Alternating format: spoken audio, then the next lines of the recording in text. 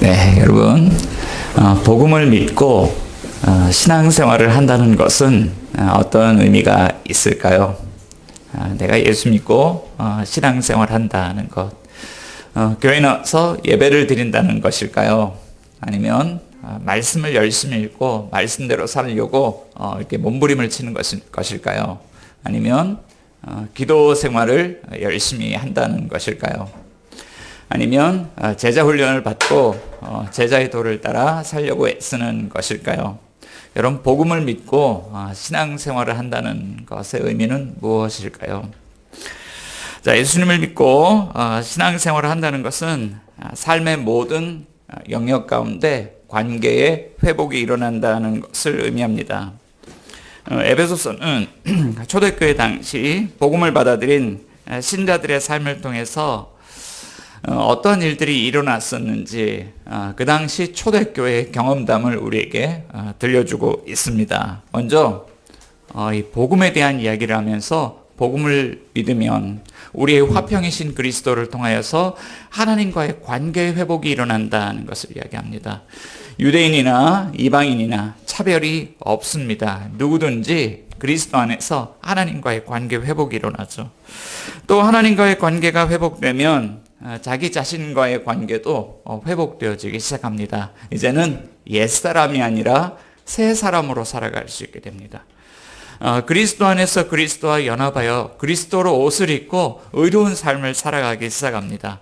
그리스도 안에서 용납된 존재로, 용서받은 존재로, 하나님의 놀라운 사랑과 은혜를 받은 존재로 살아가기 시작합니다. 또 자신과의 관계가 회복되면 이제 그리스도 안에서 만난 우리 형제 자매들과 서로 사랑하며 살아가게 되죠. 그리스도 안에서 만난 형제 자매들, 자, 그들이 모여서 그리스도의 몸이 되고 하나님의 가족이 되고 성령이 전이 된다는 이야기를 하죠. 자, 그 공동체를 뭐라고 이야기할까요? 이 공동체가 교회의 머리 되신 주님을 중심으로 해서 이제 우리 교회 공동체가 탄생하게 되는 것이죠. 자, 그런데 그리스도 안에 있는 이 사람들은 이 그리스도 안에서만 사랑하지 않습니다. 하나님께서 우리에게 부어주신 사랑이 얼마나 충만한지, 그 사랑의 깊이와 너비와 길이를 우리가 측량할 수 없을 정도로 그 사랑을 받는데, 그 사랑이 그리스도 안에서 흘러넘쳐서 그리스도 밖에 있는 우리의 이웃들을 향해 흘러가기 시작하죠. 가장 가깝게는 가정을 향해서 흘러갑니다. 자, 그러니까 이 에베소서에서 아내와 남편의 관계를 다룹니다. 그리고 자녀와 부모의 관계를 다룹니다. 이 가정도 하나님의 사랑으로 회복되기 시작합니다. 그리고 이 관계가 또 흘러넘쳐서 일터를 향해서 올라갑니다. 여기서 이제 종과 상전의 관계라고 이야기를 하는데, 요즘 우리말로 하면 노동자와 경영진 혹은 직원들과 기업 오너 간의 관계가 회복되기 시작하죠. 그렇게 해서 이 복음의 은혜가 흘러넘쳐서 세상 가운데 나가서 이 세상 가운데 하나님 나라를 드러낸다는 것을 우리에게 이야기를 해주고 있습니다. 자, 오늘 본문은 이런 맥락 속에서 에베소 6장 1절에서 4절은 자녀와 부모의 관계를 다루고 있습니다. 우리 가정 안에서 이 복음을 믿고 신앙생활을 한다는 것을 어떻게 해야 되냐. 이게 뭐 예배만 잘 드리는 게 아니죠. 이 우리가 복음 믿고 신앙생활을 한다는 것은요, 가정에서의 삶이 있다는 것을 이야기하고 있습니다. 자, 그런데 매년 이맘때가 되면 많은 목회자들이 이 본문을 가지고 각 교회들마다 설교를 참 많이 하세요.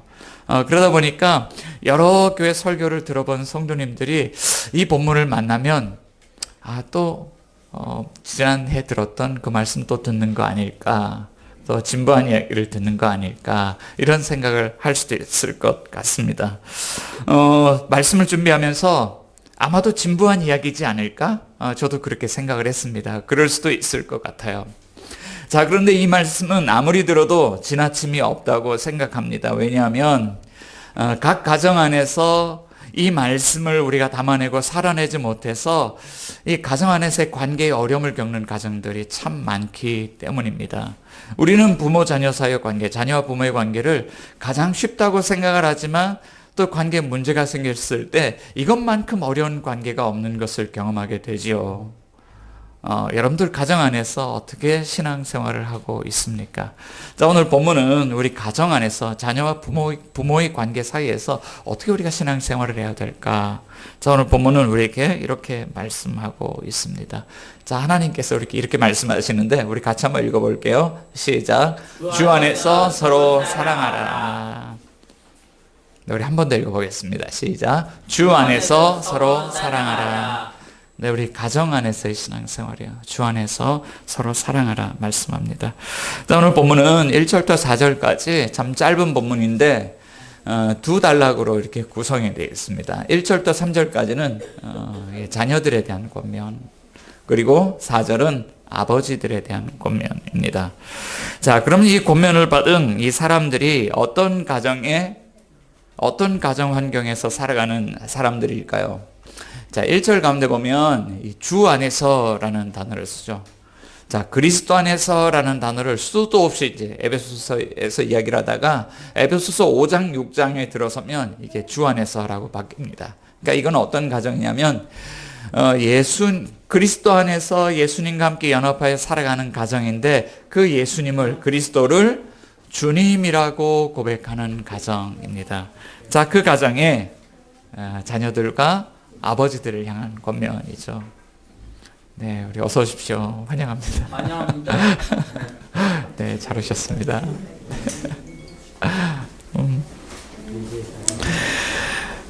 자, 그러면 이 주 안에 있는 가정에 살아가는 자녀들, 또 아버지들이 이 주 안에서 어떻게 신앙생활을 해야 될까요? 자, 1절에서 3절 말씀을 보면 이렇게 말씀하고 있는 거예요. 우리 같이 한번 읽어볼게요. 시작. 자녀들아, 주 안에서 너희 부모에게 순종하라. 이것이 옳으니라.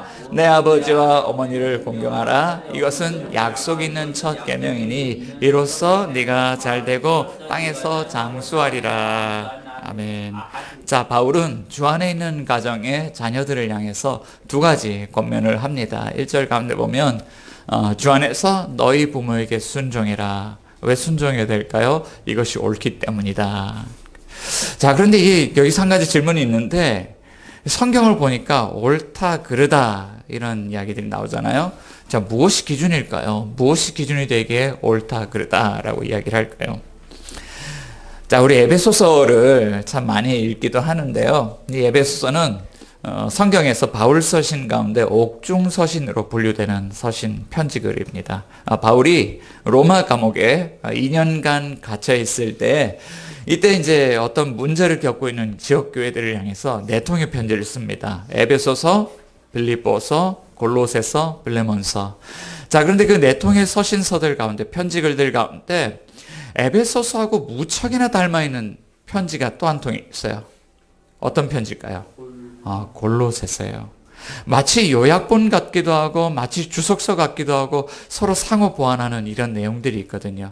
자, 그러니까 골로새서 안에는 에베소서 6장 1절 4절 본문과 병행되는 본문이 있습니다. 골로새서 3장 20절과 21절인데 골로새서 3장 20절 가운데 보면 골로새 교회는 이런 권면을 해요. 같이 한번 읽어볼게요. 시작. 자녀들아, 모든 일에 부모에게 순종하라. 이는 주 안에서 기쁘게 하는 것이니라. 네, 이게 주 안에서라는 이 구절을 강조를 하다 보니까 이렇게 번역이 됐는데 영어 성경에서는 어떻게 번역하고 있냐면 이것이 주님을 기쁘시게 한다라고 번역을 하고 있어요. 그러니까 우리가 주 안에서 부모에게 순종해야 되는데 왜 순종해야 됩니까?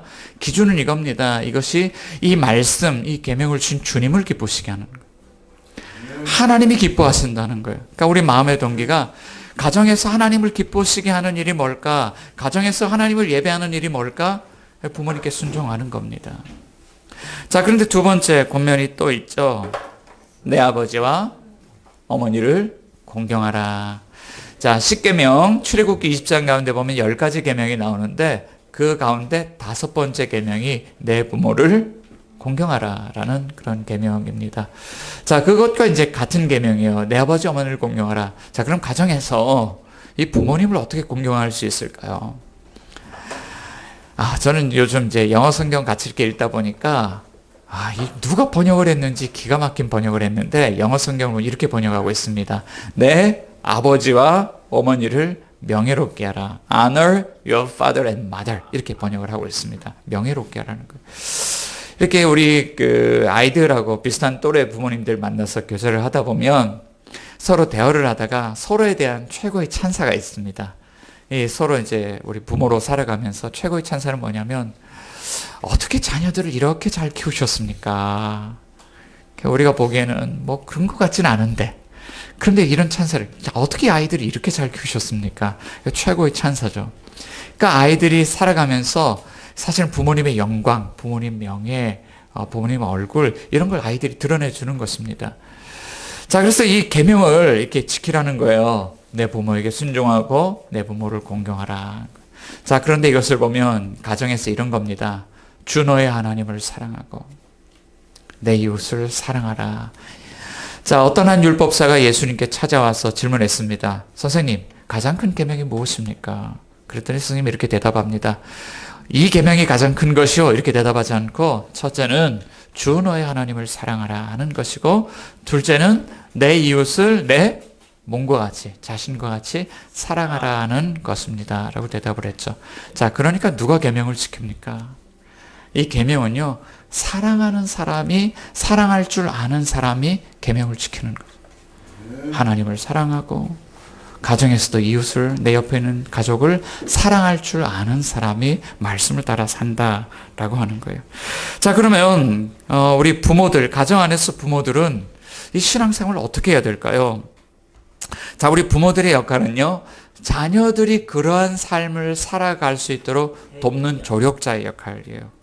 자, 바울 사도는 주 안에 있는 이 가정의 부모들에게도 두 가지 권면을 하고 있습니다. 우리 4절 같이 한번 읽어볼게요. 시작. 또 아비들아, 너희 자녀를 노엽게 하지 말고 오직 주의 교훈과 훈계로 양육하라. 자, 두 가지. 이 부모들이 자녀들에게는 아직 두 가지, 이제 순종하라, 공경하라, 두 가지 명령을 하는데, 부모들에게는 하지 말아야 될 것과 해야 될 것 두 가지를 이야기합니다. 이거 하지 마세요. 그리고 이거 하세요. 라고 이야기하죠. 자, 뭘 하지 맙니까? 자녀를 노엽게 하지 마십시오. 왜 그래야 될까요? 에베소서의 말씀을 보면 그 이유가 나와 있지 않습니다. 그런데 병행 본문을 보면, 골로새서 말씀 보면 이유를 이렇게 이야기를 하고 있어요. 아비들아, 너희 자녀를 노엽게 하지 말지니 낙심할까 함이라. 에베소서 골로새서 말씀을 좀 비교해서 보니까 이 노엽게 하다라는 단어가 같은 단어입니다. 자, 그런데 참 희한해요. 이 문장 구조를 이렇게 보면서 영어 번역한 분들이 얼마나 우리 엣지 있다라는 표현을 쓰는데, 정말 엣지 있는 그런 번역을 했어요. 에베소서에서 자녀를 노엽게 하다라고 할 때는 일시적인 분노야. 한 번 자녀를 화나게 하는 겁니다. 이 부모님의 어떤 행동 때문에 자녀들 마음이 속상하고 화가 났어요. 근데 단회성입니다. 그런데 골로새서에서는요, 지속적으로 자녀들의 마음을 힘들게 하는 거예요. 스트레스를 주고 불만족을 품게 하고 자녀들의 마음에 분노가 올라오고, 우리 부모님 때문에 이 자녀들 마음이 그런 거죠. 그런데 어떤 결과가 발생하냐면 한 번은 그냥 넘어갈 수 있을 것 같아요. 그런데 골로새서 말씀처럼 이런 일이 일어나요. 지속적으로 자녀들의 마음에 그런 것들이 올라올 때 낙심한다. 마음을 잃어버린다. 마음이 삐뚤어지는 겁니다. 본래 가졌던 마음을 잃어버리는 겁니다. 자녀들이 그들의 인생 가운데 길을 잃고 헤매게 되는 겁니다. 그 마음 안에 분노를 품고 그렇게 이제 삐뚤어진 그런 길을 살아가게 되는 것이죠. 자, 우리 근데 아버지들에게 이야기를 해요. 좀 아버지들이 문제가 있기는 있는 것 같아요. 근데 2000년 전 이야기니까 가부장적 사회에서, 부족 사회에서 아버지 말이 법이잖아요. 정말 아버지 한 사람의 어떤 결정 행동이 그만큼 중요했던 것 같아요. 그런데 오늘날에 이렇게 살아가면서 보니까요, 저희 집안에는 대장이 제가 아닌 것 같아요. 네. 제가 우리 아내 말을 참 따르려고 노력을 많이 하는데, 이렇게 읽어야 될 것 같습니다. 아비들아 아니라 이거 부모들아라고 그렇게 좀 고쳐서 읽어야 될 것 같긴 합니다. 자, 그럼 대신에 우리는 어떻게 해야 될까? 이런 거죠. 에베소서 6장 4절 말씀 가운데 보면, 아비들아 너의 자녀를 노엽게 하지 말고 어떻게 합니까? 읽어볼게요. 오직 주의 교훈과 훈계로 양육하라. 이 양육하다는 거는요, 이 어린아이를 젖을 먹여서 키우는 겁니다. 이유식을 먹여서 키우는 거고 건강하게 집밥 먹여서 키우는 겁니다. 그런데 우리가 가정 안에서 신앙생활 할 때 뭘 먹일까요? 주님의 교훈을 먹여야 돼요. 그리고 그 교훈으로 살아갈 수 있도록 훈계한다는 건요, 훈련하는 겁니다. 훈계니까 막 가르치고 이런 것 같은데 그런 게 아니고 훈련하는 거예요. 트레이닝입니다. 자, 그런데 우리가 주의 교훈을 가르친다고 할 때 뭘 가르칠까요? 자, 주님은 우리에게 너무나도 명확하게 두 가지 방향을 제시를 해줍니다. 하나는 주님의 사역을 통해서, 하나는 주님의 공생의 사역 때 가르침을 통해서 우리에게 양육할 것을 주신 거예요. 자, 주님의 사역. 주님이 십자가에서 우리를 위해서 행하신 일, 그게 바로 십자가의 복음이잖아요.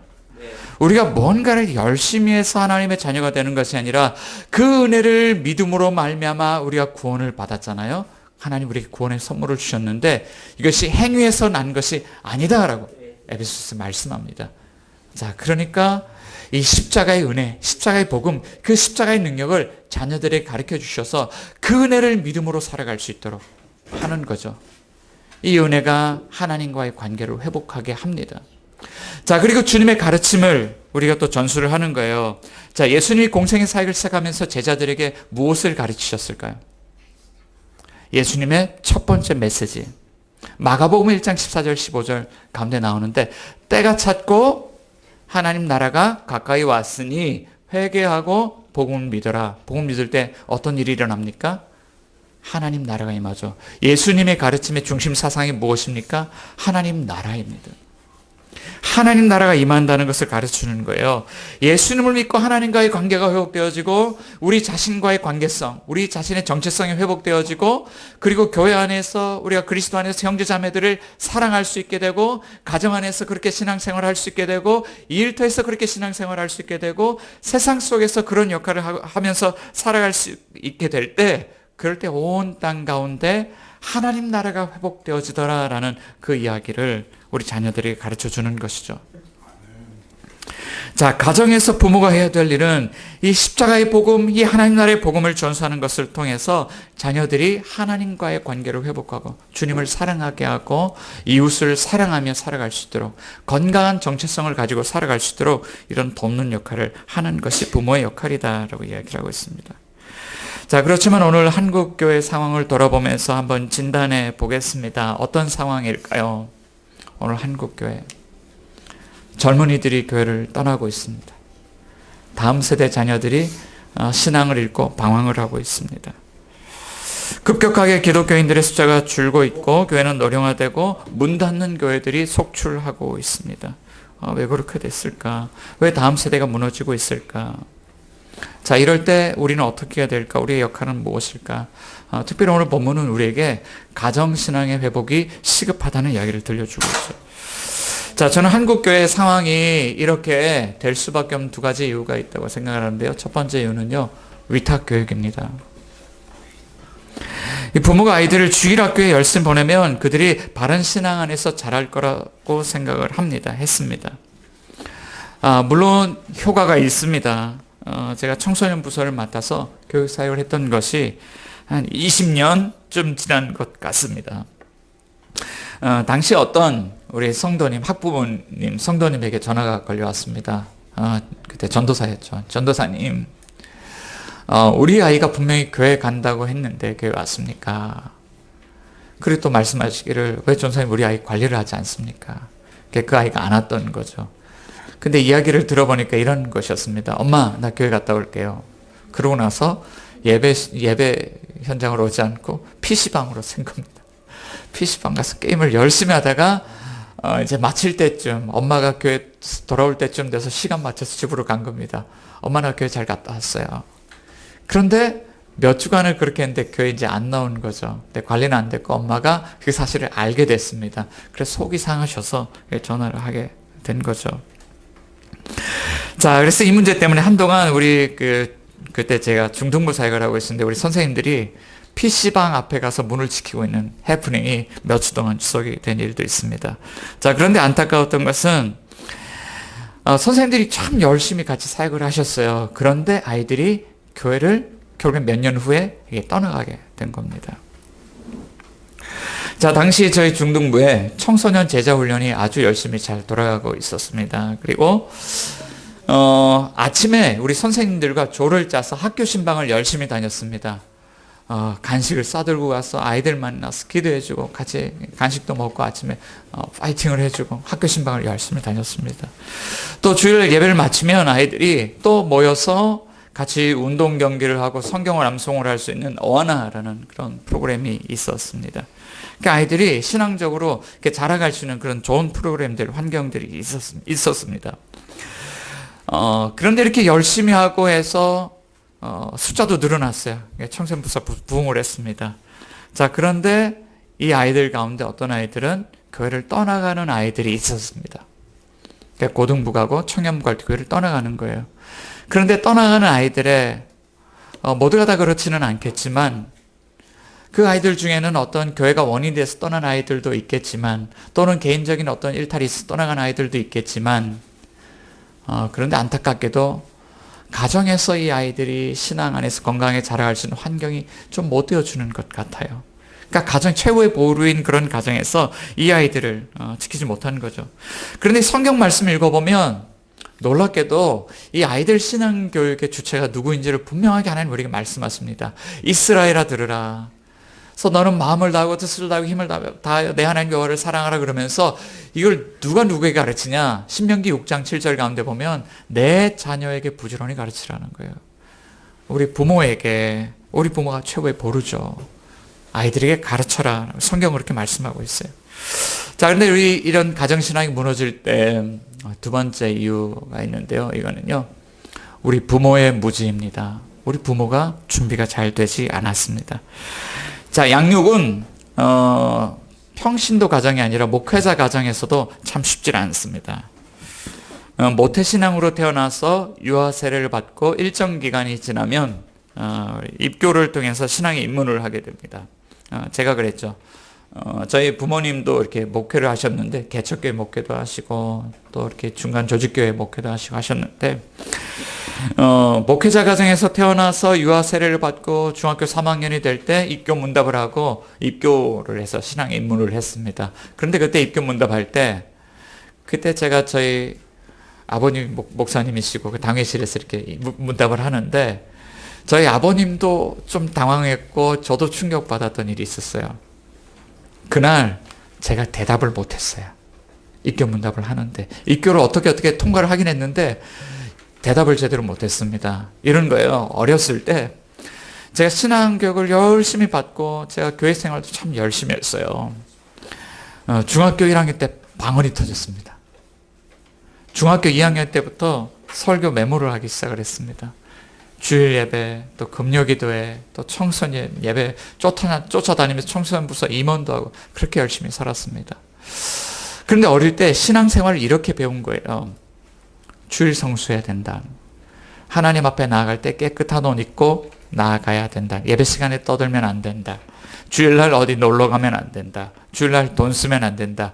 이런 해야 된다는 이야기는 많이 듣고 자랐는데 제가 못 들은 것 있어요. 제가 정확하게 무엇을 믿고 어떻게 구원을 받았는지, 내 안에 구원이 확신이 있는지 없는지 그런 것들을 들어본 적이 없는 거예요. 그러니까 입교 문답, 세례 문답지 펼쳐놓고 문답을 하는데 그날 대답을 못했습니다. 그래서 그때요, 내가 뭘 하고 있는 거지? 라는 그런 생각이 들었던 경험이 있습니다. 자, 그러니까 뭔가를 해야 된다는 가르침을 받고 자라니까 마음 안에 어떤 죄책감이 자라가요. 주일날 교회만 가면 가장 먼저 매주마다 하는 일이 있습니다. 하나님, 지난 한 주간 말씀대로 살지 못했네요. 하나님 죄송합니다. 제 마음을 깨끗하게 해주시고 신앙생활 바로 할 수 있도록 하나님이 끌어주세요. 그런 매주마다 회개 기도를 했던 그런 기억이 나요. 자, 문제는요, 제 신앙의 기초가 약하니까 삶에 문제가 생길 때 어떻게 해야 될지를 잘 모르겠어요. 고등학교 때 삶의 문제가 찾아왔고 신앙이 흔들리기 시작했고 청년 시절 10여 년을 아주 방황하며 지냈던 그런 시간들이 있습니다. 자, 이럴 때 부모님이 교회 생활을 열심히 하는 것으로는 내가 이렇게 열심히 하니까 너도 열심히 해야 돼, 자녀들에게 대답이 되질 않습니다. 자, 그리고 야, 너는 하나님을 인격적으로 만나야 돼. 이런 것도 대답이 되질 않습니다. 주관적인 경험이 모두가 다 달라요. 그리고 어떤 사람은 인생에 평생 가면서 한 번 할까 말까 한 경험이에요. 이런 걸 가지고 너가 하나님을 인격적으로 만나면, 영적으로 만나면, 어떤 체험을 하면 너의 삶이 달라질 거야. 그런데 언제 만납니까? 자, 그럼 어떻게 될까? 우리 무너졌던 이 가정을 어떻게 되살릴 수 있을까? 자, 우리 두 번째 메시지인데요. 같이 한번 읽어볼게요. 시작. 주 안에서 다시 시작할 수 있습니다. 처음 본문은 분명하게 이야기를 해요. 주 안에서. 주 안에서라고 이야기를 해요. 정말 내 인생에 내가 우리 부모가 신앙생활을 오랫동안 하면서 또는 짧게 하면서 내가 알아왔던 복음의 내용들, 우리가 믿음의 내용들, 이런 것들 우리가 참 알고는 있지만 점검해야 될 것이 있습니다. 내가 믿는 예수님, 메시아이신 그분이 정말 내 삶의 주인이신가, 주님이신가. 오늘 우리 기도자, 우리 경진 형제님이 예수님 당신 나의 왕이십니다 선포하기도 했는데 그 기도를 들으면서 제가 얼마나 감사했는지. 정말 주님 내 삶의 주인이신가. 자, 우리에게는요 다시 한번 시작할 수 있는 기회가 있습니다. 높이뛰기 경기를 보니까요, 무슨 선수죠? 우리 높이뛰기 대표 선수. 갑자기 이름이 요즘 갑자기 기억이 안 나요. 예, 넘었는데요. 근데 정말 새처럼 날아서 넘어가는 그 선수도 걸리는 지점이 있더라고요. 그런데 한 번 걸리고 두 번 걸려도 세 번까지는 다시 출발선에서 출발할 수 있더라고요. 우리 인생에 다시 출발할 수 있는 기회가 있습니다. 자, 바울이 편지를 쓸 당시에 주라는 호칭은 아무나 사용할 수 있는 것이 아니었습니다. 로마 감옥에 갇혀있는 로마의 황제 가이사만이 자신을 주라고 호칭했습니다. 자, 그리고 유대인들이 로마의 황제가 아니라 구약의 하나님, 우리에게 율법을 주신 그 하나님을, 야훼 하나님을 주라고 호칭했습니다. 자, 그런데 주님이라는 그런 고백을 하는 새로운 부류가 등장하는 거죠. 그들은 그리스도인들이었습니다. 그들은 십자가에서 죽으시고 부활하신 예수 그리스도 그분을 주님이라고 불렀습니다. 예수님이 나의 주님이십니다. 예수님이 나의 왕이십니다. 예수님이 나의 메시아이십니다. 예수님이 우리를 구원하시기 위해서 이 땅 가운데 오셔서 십자가에서 죽으시고 부활하신 전능하신 하나님, 예수님 당신이 우리를 구원하시는 하나님이십니다 라는 고백을 한 것입니다. 자, 우리에게 자신을 보여주셨던, 공생애를 통해서 우리에게 보여주셨던 예수님 어떤 분입니까? 이제 수수께끼가 풀리기 시작하죠. 예수님은 풍랑이 있는 바닷가를 통제하시는 하나님이십니다. 예수님은 빈들에서 배가 고파서 기진맥진한 수만 명의 가난한 백성들에게 물고기 2마리, 보리떡 5개를 가지고 충분히 먹이실 수 있는, 이런 이적을 행하실 수 있는 하나님이십니다. 귀신들을 추방하시고 못 고칠 질병과 장애와 죽음을 이 깨어진 세상 속에서 추방하셔서 하나님 나라를 주권적으로 세우시는 그분이 바로 하나님이십니다. 예수 그리스도, 그가 바로 우리가 믿는 하나님이신 것입니다. 그러나 오늘 우리가 이 시대를 살아가면서 이 고백을 매우 축소시키는 경향이 있습니다. 예수님은 그저 우리 죄를 용서하시기 위해서 십자가에서 돌아가신 분 정도로만 생각을 하는 것이죠. 저는 그 원인이 복음을 전할 때 반쪽만 전했기 때문이라고 얘기해요. 십자가 이 십자가만을 이야기를 하니까 살아가는 사람들이 하나님 나라가 있는 것을 모르고 십자가만 생각하고 보혈만 생각하고 죄사만 생각하고 죽으면 천당 가서 살 거라고만 생각을 하는 거예요. 그러니까 이 신앙이 이 교회 안에서, 가정에서, 일터에서, 세상 속에 흘러가서 삶으로 열매를 맺어야 되는데 열매를 맺지 못했던 것이죠. 자, 그런데 어디가 다시 출발점입니까? 그 예수 그리스도 그분을 하나님과 동일하신 분으로, 그분이 이 세상을 창조하시고 다스리시는 역사의 주인이신 메시아, 하나님 나라를 세우신 그분인 것을 우리가 믿을 때 거기서 우리 다시 출발할 수 있는 것이죠. 자, 에베소서는 그것을 이렇게 이야기를, 예수님을 이렇게 이야기합니다. 같이 한번 읽어볼게요. 긍휼이 풍성하신 하나님이 우리를 사랑하신 그 큰 사랑을 인하여 허물로 죽은 우리를 그리스도와 함께 살리셨고 너희는 은혜로 구원을 받은 것이라 또 함께 일으키사 그리스도 예수 안에서 함께 하늘에 앉히니. 하나님이 하신 일, 그리스도의 십자가 그 사역을 통해서 우리를 그리스도와 함께 살리십니다. 옛사람 그리스도와 함께 죽었고 그리스도와 함께 살았는데 어떻게 살았냐면 함께 일으키셨다는 것은 부활 사건을 뜻하는 단어거든요. 우리에게 예수님의 부활 생명을 주셔서 우리를 살리신 겁니다. 영생을 주신 겁니다. 하나님 나라를 주신 겁니다. 주님이 뭘 하시냐면 그리스도 예수 안에서 함께 하늘에 앉으셨다. 그리스도 안에서 주 안에서 우리가 주님께 연합되어서 뭘 하냐면 예수님만 부활 승천하셔서 그 보좌에 앉으신 것이 아니라 우리를 그리스도 안에서 그 보좌에 함께 앉히셔서 이 세상 가운데 주님이 우리를 통해서 하나님 나라를 세우신다고요. 예수님 메시아로 믿고 우리가 세상 속에 나가서 그 복음의 삶을 살아내면 하나님 나라가 세워진다고요. 주님이 그 일을 행하신다고요. 그 하나님이 우리 가운데 오셔서 그 일을 행하셨다고 말씀하고 있는 것이죠. 자, 그럼 우리 질문이 있습니다. 사랑하는 여러분, 여러분들의 삶의 주인은 누구십니까? 여러분들의 가정의 주인은 누구십니까? 혹시 주님을, 복음을 안다고 하면서 주님을 내 옆에 들러리로 세워놓고 여전히 내가 내 삶의 주인 된 그 키를 잡고 이끌어가고 있지는 않습니까? 주님은 오늘 여전히 저와 여러분들의 들러리와 같은 그 자리 옆에 서서 이걸 하고 계시는 거예요. 같이 한번 읽어보겠습니다. 시작. 볼지어다 내가 문 밖에 서서 두드리노니 누구든지 내 음성을 듣고 문을 열면 내가 그에게로 들어가 그와 더불어 먹고 그는 나와 더불어 먹으리라. 주님이 문을 두드리신다 말씀하고 있습니다. 우리에겐 다시 출발점이 있습니다. 여러분, 주님께 마음문을 여시기 바랍니다. 그리고 주님의 초대에 응하시기 바랍니다. 내 인생의 주인이 바뀔 때 메시아이신 그분이 우리의 삶의 모든 영역 가운데 역사하셔서 회복의 은혜를 일으키시는 그 은혜가 있기를 주의 이름으로 축원드립니다. 오늘 말씀 가지고 같이 한번 기도하겠습니다. 네, 주신 말씀처럼 주님, 우리의 삶이 다시 새롭게 시작되길 원합니다. 우리의 삶의 모든 영역 속에 다시 회복의 은혜가 일어나기를 원합니다. 메시아이신 주님과 다시 파트너로서 우리가 우리 삶 가운데 뛰면서 다시 새로운 삶을 살기를 원합니다. 교회에서, 가정에서, 일터에서, 우리 살아가는 세상에서 살기를 원합니다. 주님, 우리 손을 붙들어 주시옵소서. 우리의 마음 문을 열고 들어오셔서 내 마음의 주인 되어 주시옵소서. 우리 이런 제목 가지고 같이 한번 기도하겠습니다. 네, 여러분, 복음을 믿고 신앙생활을 한다는 것은 어떤 의미가 있을까요? 내가 예수 믿고 신앙생활 한다는 것, 교회 나와서 예배를 드린다는 것일까요? 아니면 말씀을 열심히 읽고 말씀대로 살려고 이렇게 몸부림을 치는 것일까요? 아니면 기도 생활을 열심히 한다는 것일까요?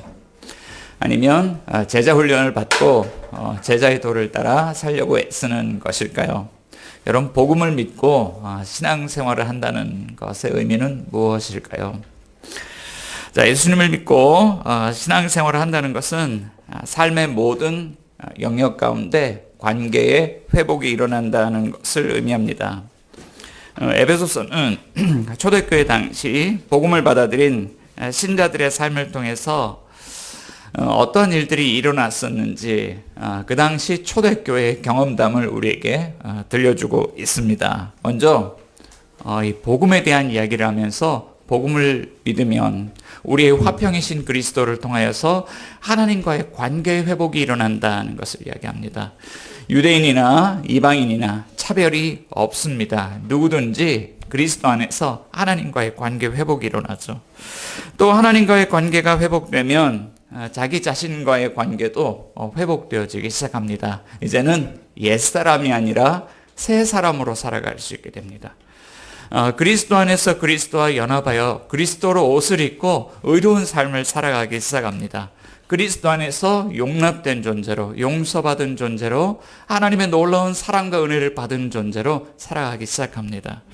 또 자신과의 관계가 회복되면 이제 그리스도 안에서 만난 우리 형제 자매들과 서로 사랑하며 살아가게 되죠.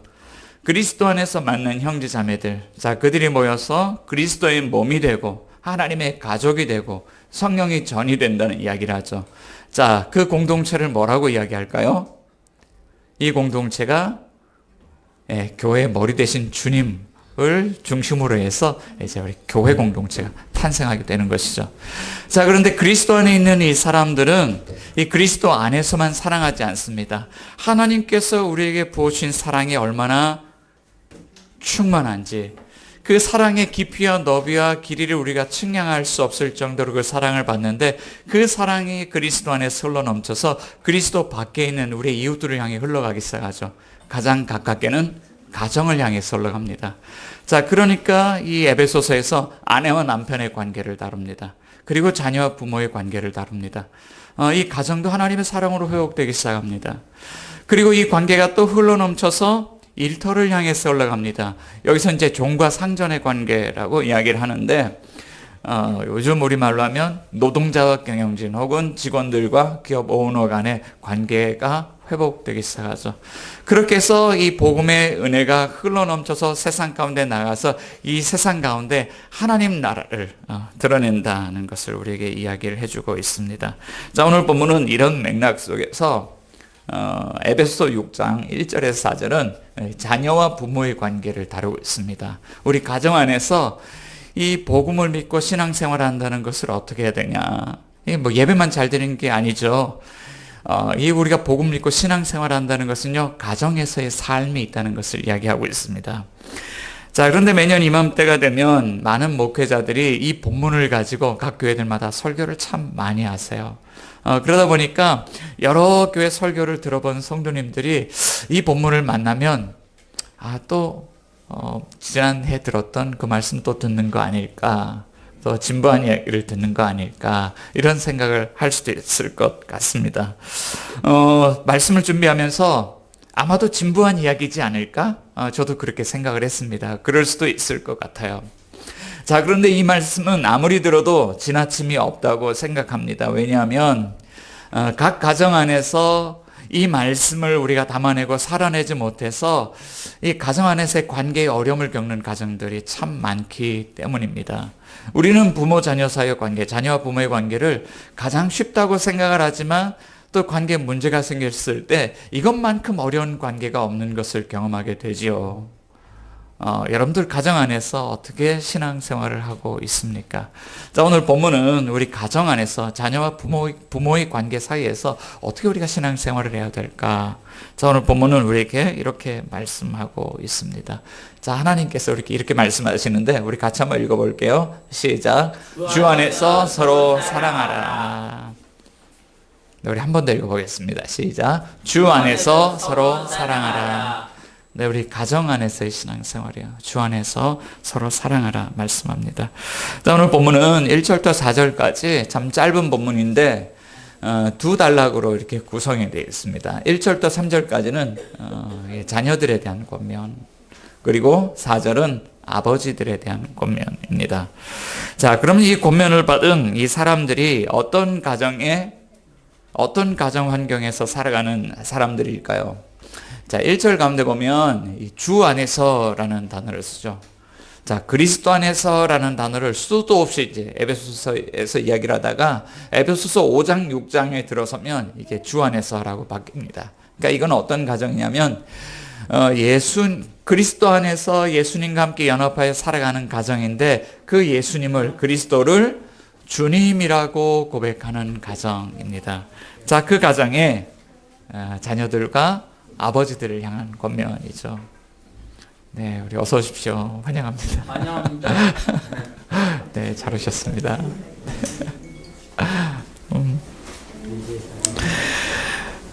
자, 그러면 이 주 안에 있는 가정에 살아가는 자녀들, 또 아버지들이 이 주 안에서 어떻게 신앙생활을 해야 될까요? 자, 1절에서 3절 말씀을 보면 이렇게 말씀하고 있는 거예요. 우리 같이 한번 읽어볼게요. 시작. 자녀들아, 주 안에서 너희 부모에게 순종하라. 이것이 옳으니라. 내 아버지와 어머니를 공경하라. 이것은 약속 있는 첫 계명이니 이로써 네가 잘되고 땅에서 장수하리라. 아멘. 자, 바울은 주 안에 있는 가정의 자녀들을 향해서 두 가지 권면을 합니다. 1절 가운데 보면 주 안에서 너희 부모에게 순종해라. 왜 순종해야 될까요? 이것이 옳기 때문이다. 자, 그런데 여기서 한 가지 질문이 있는데, 성경을 보니까 옳다, 그르다, 이런 이야기들이 나오잖아요. 자, 무엇이 기준일까요? 무엇이 기준이 되기에 옳다, 그르다라고 이야기를 할까요? 자, 우리 에베소서를 참 많이 읽기도 하는데요. 이 에베소서는 성경에서 바울 서신 가운데 옥중 서신으로 분류되는 서신 편지글입니다. 바울이 로마 감옥에 2년간 갇혀 있을 때, 이때 이제 어떤 문제를 겪고 있는 지역 교회들을 향해서 네 통의 편지를 씁니다. 에베소서, 빌립보서, 골로새서, 빌레몬서. 자, 그런데 그 네 통의 서신서들 가운데, 편지글들 가운데 에베소서하고 무척이나 닮아 있는 편지가 또 한 통이 있어요. 어떤 편지일까요? 골로새서예요. 마치 요약본 같기도 하고 마치 주석서 같기도 하고 서로 상호 보완하는 이런 내용들이 있거든요. 자, 그러니까 골로새서 안에는 에베소서 6장 1절 4절 본문과 병행되는 본문이 있습니다. 골로새서 3장 20절과 21절인데 골로새서 3장 20절 가운데 보면 골로새 교회는 이런 권면을 해요. 같이 한번 읽어볼게요. 시작. 자녀들아 모든 일에 부모에게 순종하라. 이는 주 안에서 기쁘게 하는 것이니라. 네, 이게 주 안에서라는 이 구절을 강조를 하다 보니까 이렇게 번역이 됐는데, 영어 성경에서는 어떻게 번역하고 있냐면 이것이 주님을 기쁘시게 한다라고 번역을 하고 있어요. 그러니까 우리가 주 안에서 부모에게 순종해야 되는데 왜 순종해야 됩니까? 기준은 이겁니다. 이것이 이 말씀, 이 계명을 주신 주님을 기쁘시게 하는 거예요. 하나님이 기뻐하신다는 거예요. 그러니까 우리 마음의 동기가 가정에서 하나님을 기쁘시게 하는 일이 뭘까? 가정에서 하나님을 예배하는 일이 뭘까? 부모님께 순종하는 겁니다. 자, 그런데 두 번째 권면이 또 있죠. 내 아버지와 어머니를 공경하라. 자, 10계명, 출애굽기 20장 가운데 보면 10가지 계명이 나오는데 그 가운데 5번째 계명이 내 부모를 공경하라라는 그런 계명입니다. 자, 그것과 이제 같은 계명이에요. 내 아버지 어머니를 공경하라. 자, 그럼 가정에서 이 부모님을 어떻게 공경할 수 있을까요? 저는 요즘 이제 영어 성경 같이 이렇게 읽다 보니까 누가 번역을 했는지 기가 막힌 번역을 했는데 영어 성경으로 이렇게 번역하고 있습니다. 내 아버지와 어머니를 명예롭게 하라. Honor your father and mother. 이렇게 번역을 하고 있습니다. 명예롭게 하라는 거예요. 이렇게 우리 아이들하고 비슷한 또래 부모님들 만나서 교제를 하다 보면 서로 대화를 하다가 서로에 대한 최고의 찬사가 있습니다. 서로 이제 우리 부모로 살아가면서 최고의 찬사는 뭐냐면, 어떻게 자녀들을 이렇게 잘 키우셨습니까? 우리가 보기에는 뭐 그런 것 같지는 않은데, 그런데 이런 찬사를, 어떻게 아이들이 이렇게 잘 키우셨습니까? 최고의 찬사죠. 그러니까 아이들이 살아가면서 사실은 부모님의 영광, 부모님 명예, 부모님 얼굴, 이런 걸 아이들이 드러내주는 것입니다. 자, 그래서 이 계명을 이렇게 지키라는 거예요. 내 부모에게 순종하고 내 부모를 공경하라. 자, 그런데 이것을 보면 가정에서 이런 겁니다. 주 너의 하나님을 사랑하고 내 이웃을 사랑하라. 자, 어떤 한 율법사가 예수님께 찾아와서 질문했습니다. 선생님, 가장 큰 계명이 무엇입니까? 그랬더니 선생님이 이렇게 대답합니다. 이 계명이 가장 큰 것이요, 이렇게 대답하지 않고, 첫째는 주 너의 하나님을 사랑하라 하는 것이고, 둘째는 내 이웃을 내 몸과 같이, 자신과 같이 사랑하라 하는 것입니다 라고 대답을 했죠. 자, 그러니까 누가 계명을 지킵니까? 이 계명은요, 사랑하는 사람이, 사랑할 줄 아는 사람이 계명을 지키는 거예요. 하나님을 사랑하고 가정에서도 이웃을, 내 옆에 있는 가족을 사랑할 줄 아는 사람이 말씀을 따라 산다라고 하는 거예요. 자, 그러면 우리 부모들, 가정 안에서 부모들은 이 신앙생활을 어떻게 해야 될까요? 자, 우리 부모들의 역할은요, 자녀들이 그러한 삶을 살아갈 수 있도록 돕는 조력자의 역할이에요. 자, 바울 사도는 주 안에 있는 이 가정의 부모들에게도 두 가지 권면을 하고 있습니다. 우리 4절 같이 한번 읽어볼게요. 시작. 또 아비들아, 너희 자녀를 노엽게 하지 말고 오직 주의 교훈과 훈계로 양육하라. 자, 두 가지. 이 부모들이 자녀들에게는 아직 두 가지, 이제 순종하라, 공경하라, 두 가지 명령을 하는데, 부모들에게는 하지 말아야 될 것과 해야 될 것 두 가지를 이야기합니다. 이거 하지 마세요. 그리고 이거 하세요 라고 이야기하죠. 자, 뭘 하지 맙니까? 자녀를 노엽게 하지 마십시오. 왜 그래야 될까요? 에베소서의 말씀을 보면 그 이유가 나와 있지 않습니다. 그런데 병행 본문을 보면, 골로새서 말씀 보면 이유를 이렇게 이야기를 하고 있어요. 아비들아, 너희 자녀를 노엽게 하지 말지니 낙심할까 함이라. 에베소서 골로새서 말씀을 좀 비교해서 보니까 이 노엽게 하다라는 단어가 같은 단어입니다. 자, 그런데 참 희한해요. 이 문장 구조를 이렇게 보면서 영어 번역한 분들이 얼마나 우리 엣지 있다라는 표현을 쓰는데 정말 엣지 있는 그런 번역을 했어요. 에베소서에서 자녀를 노엽게 하다라고 할 때는 일시적인 분노야. 한 번 자녀를 화나게 하는 겁니다. 이 부모님의 어떤 행동 때문에 자녀들 마음이 속상하고 화가 났어요. 근데 단회성입니다. 그런데 골로새서에서는요, 지속적으로 자녀들의 마음을 힘들게 하는 거예요. 스트레스를 주고 불만족을 품게 하고 자녀들의 마음에 분노가 올라오고, 우리 부모님 때문에 이 자녀들 마음이 그런 거죠.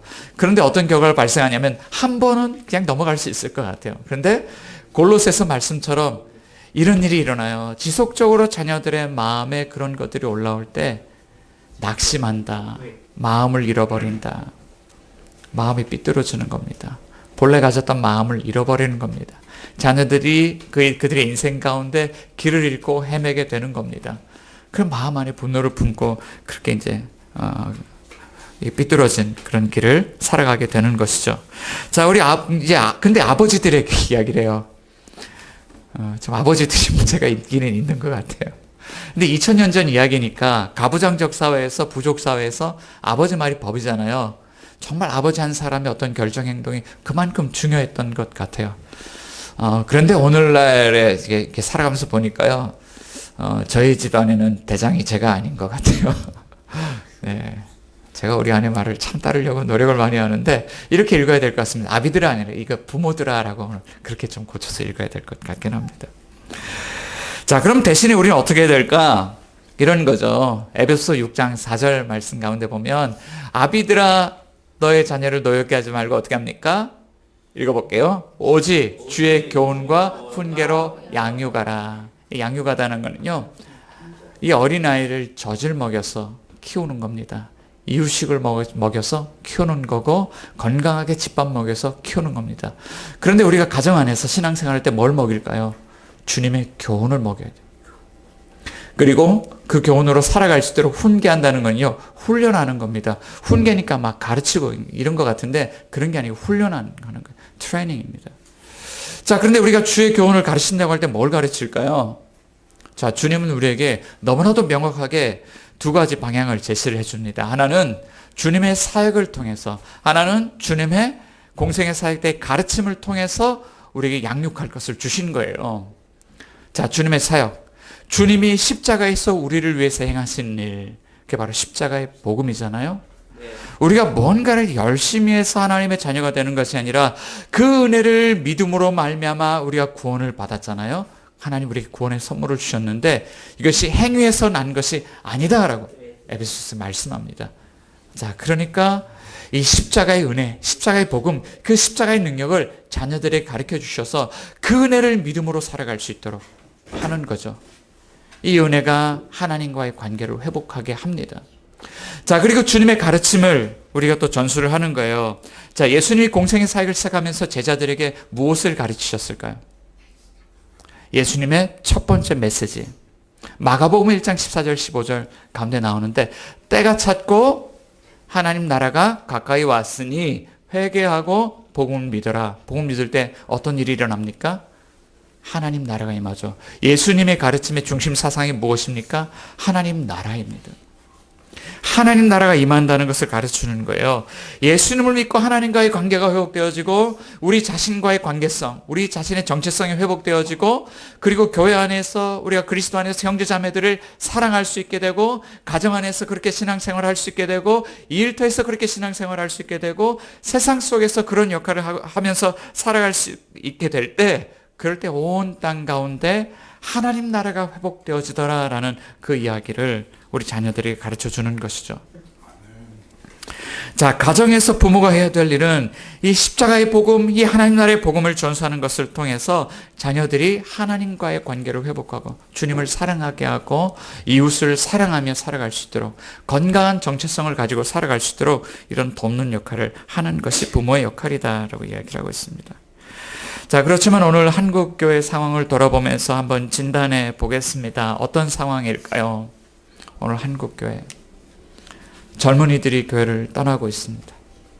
다음 세대 자녀들이 신앙을 잃고 방황을 하고 있습니다. 급격하게 기독교인들의 숫자가 줄고 있고 교회는 노령화되고 문 닫는 교회들이 속출하고 있습니다. 왜 그렇게 됐을까? 왜 다음 세대가 무너지고 있을까? 자, 이럴 때 우리는 어떻게 해야 될까? 우리의 역할은 무엇일까? 특별히 오늘 본문은 우리에게 가정신앙의 회복이 시급하다는 이야기를 들려주고 있죠. 자, 저는 한국교회 상황이 이렇게 될 수밖에 없는 두 가지 이유가 있다고 생각하는데요. 첫 번째 이유는요, 위탁교육입니다. 이 부모가 아이들을 주일학교에 열심히 보내면 그들이 바른 신앙 안에서 자랄 거라고 생각을 했습니다. 물론 효과가 있습니다. 제가 청소년 부서를 맡아서 교육사역을 했던 것이 한 20년쯤 지난 것 같습니다. 당시 어떤 우리 성도님, 학부모님, 성도님에게 전화가 걸려왔습니다. 그때 전도사였죠. 전도사님, 우리 아이가 분명히 교회 간다고 했는데 교회 왔습니까? 그리고 또 말씀하시기를, 왜 전도사님 우리 아이 관리를 하지 않습니까? 그 아이가 안 왔던 거죠. 근데 이야기를 들어보니까 이런 것이었습니다. 엄마, 나 교회 갔다 올게요. 그러고 나서 예배 현장으로 오지 않고 PC방으로 쓴 겁니다. PC방 가서 게임을 열심히 하다가 이제 마칠 때쯤, 엄마가 교회 돌아올 때쯤 돼서 시간 맞춰서 집으로 간 겁니다. 엄마, 나 교회 잘 갔다 왔어요. 그런데 몇 주간을 그렇게 했는데 교회 이제 안 나온 거죠. 근데 관리는 안 됐고 엄마가 그 사실을 알게 됐습니다. 그래서 속이 상하셔서 전화를 하게 된 거죠. 자, 그래서 이 문제 때문에 한동안 우리 그때 제가 중등부 사역을 하고 있었는데 우리 선생님들이 PC방 앞에 가서 문을 지키고 있는 해프닝이 몇 주 동안 지속이 된 일도 있습니다. 자, 그런데 안타까웠던 것은 선생님들이 참 열심히 같이 사역을 하셨어요. 그런데 아이들이 교회를 결국 몇 년 후에 떠나가게 된 겁니다. 자, 당시 저희 중등부에 청소년 제자 훈련이 아주 열심히 잘 돌아가고 있었습니다. 그리고 아침에 우리 선생님들과 조를 짜서 학교 신방을 열심히 다녔습니다. 간식을 싸들고 가서 아이들 만나서 기도해주고 같이 간식도 먹고 아침에 파이팅을 해주고 학교 신방을 열심히 다녔습니다. 또 주일 예배를 마치면 아이들이 또 모여서 같이 운동 경기를 하고 성경을 암송을 할 수 있는 어하나라는 그런 프로그램이 있었습니다. 그러니까 아이들이 신앙적으로 이렇게 자라갈 수 있는 그런 좋은 프로그램들, 환경들이 있었습니다. 그런데 이렇게 열심히 하고 해서 숫자도 늘어났어요. 청소년 부서 부흥을 했습니다. 자, 그런데 이 아이들 가운데 어떤 아이들은 교회를 떠나가는 아이들이 있었습니다. 그러니까 고등부 가고 청년부 갈 때 교회를 떠나가는 거예요. 그런데 떠나가는 아이들의 모두가 다 그렇지는 않겠지만 그 아이들 중에는 어떤 교회가 원인이 돼서 떠난 아이들도 있겠지만 또는 개인적인 어떤 일탈이 있어서 떠나간 아이들도 있겠지만 그런데 안타깝게도 가정에서 이 아이들이 신앙 안에서 건강하게 자라갈 수 있는 환경이 좀 못 되어주는 것 같아요. 그러니까 가정 최고의 보루인 그런 가정에서 이 아이들을 지키지 못하는 거죠. 그런데 성경 말씀 읽어보면 놀랍게도 이 아이들 신앙 교육의 주체가 누구인지를 분명하게 하나님 우리에게 말씀하십니다. 이스라엘아 들으라. 그래서 너는 마음을 다하고 뜻을 다하고 힘을 다하여 내 하나님 여호와를 사랑하라 그러면서 이걸 누가 누구에게 가르치냐? 신명기 6장 7절 가운데 보면 내 자녀에게 부지런히 가르치라는 거예요. 우리 부모에게, 우리 부모가 최고의 보루죠. 아이들에게 가르쳐라. 성경은 그렇게 말씀하고 있어요. 자, 그런데 우리 이런 가정신앙이 무너질 때 두 번째 이유가 있는데요. 이거는요, 우리 부모의 무지입니다. 우리 부모가 준비가 잘 되지 않았습니다. 자, 양육은 평신도 가정이 아니라 목회자 가정에서도 참 쉽지 않습니다. 모태신앙으로 태어나서 유아 세례를 받고 일정 기간이 지나면 입교를 통해서 신앙에 입문을 하게 됩니다. 제가 그랬죠. 저희 부모님도 이렇게 목회를 하셨는데, 개척교회 목회도 하시고, 또 이렇게 중간 조직교회 목회도 하시고 하셨는데, 목회자 가정에서 태어나서 유아 세례를 받고 중학교 3학년이 될 때 입교 문답을 하고 입교를 해서 신앙에 입문을 했습니다. 그런데 그때 입교 문답할 때, 그때 제가 저희 아버님 목사님이시고 그 당회실에서 이렇게 문답을 하는데, 저희 아버님도 좀 당황했고 저도 충격받았던 일이 있었어요. 그날 제가 대답을 못했어요. 입교 문답을 하는데 입교를 어떻게 통과를 하긴 했는데 대답을 제대로 못했습니다. 이런 거예요. 어렸을 때 제가 신앙교육을 열심히 받고 제가 교회 생활도 참 열심히 했어요. 중학교 1학년 때 방언이 터졌습니다. 중학교 2학년 때부터 설교 메모를 하기 시작을 했습니다. 주일 예배, 또 금요기도회, 또 청소년 예배 쫓아다니면서 청소년 부서 임원도 하고 그렇게 열심히 살았습니다. 그런데 어릴 때 신앙생활을 이렇게 배운 거예요. 주일 성수해야 된다. 하나님 앞에 나아갈 때 깨끗한 옷 입고 나아가야 된다. 예배 시간에 떠들면 안 된다. 주일날 어디 놀러 가면 안 된다. 주일날 돈 쓰면 안 된다. 이런 해야 된다는 이야기는 많이 듣고 자랐는데 제가 못 들은 것 있어요. 제가 정확하게 무엇을 믿고 어떻게 구원을 받았는지, 내 안에 구원이 확신이 있는지 없는지 그런 것들을 들어본 적이 없는 거예요. 그러니까 입교 문답, 세례 문답지 펼쳐놓고 문답을 하는데 그날 대답을 못했습니다. 그래서 그때요, 내가 뭘 하고 있는 거지? 라는 그런 생각이 들었던 경험이 있습니다. 자, 그러니까 뭔가를 해야 된다는 가르침을 받고 자라니까 마음 안에 어떤 죄책감이 자라가요. 주일날 교회만 가면 가장 먼저 매주마다 하는 일이 있습니다. 하나님, 지난 한 주간 말씀대로 살지 못했네요. 하나님 죄송합니다. 제 마음을 깨끗하게 해주시고 신앙생활 바로 할 수 있도록 하나님이 끌어주세요.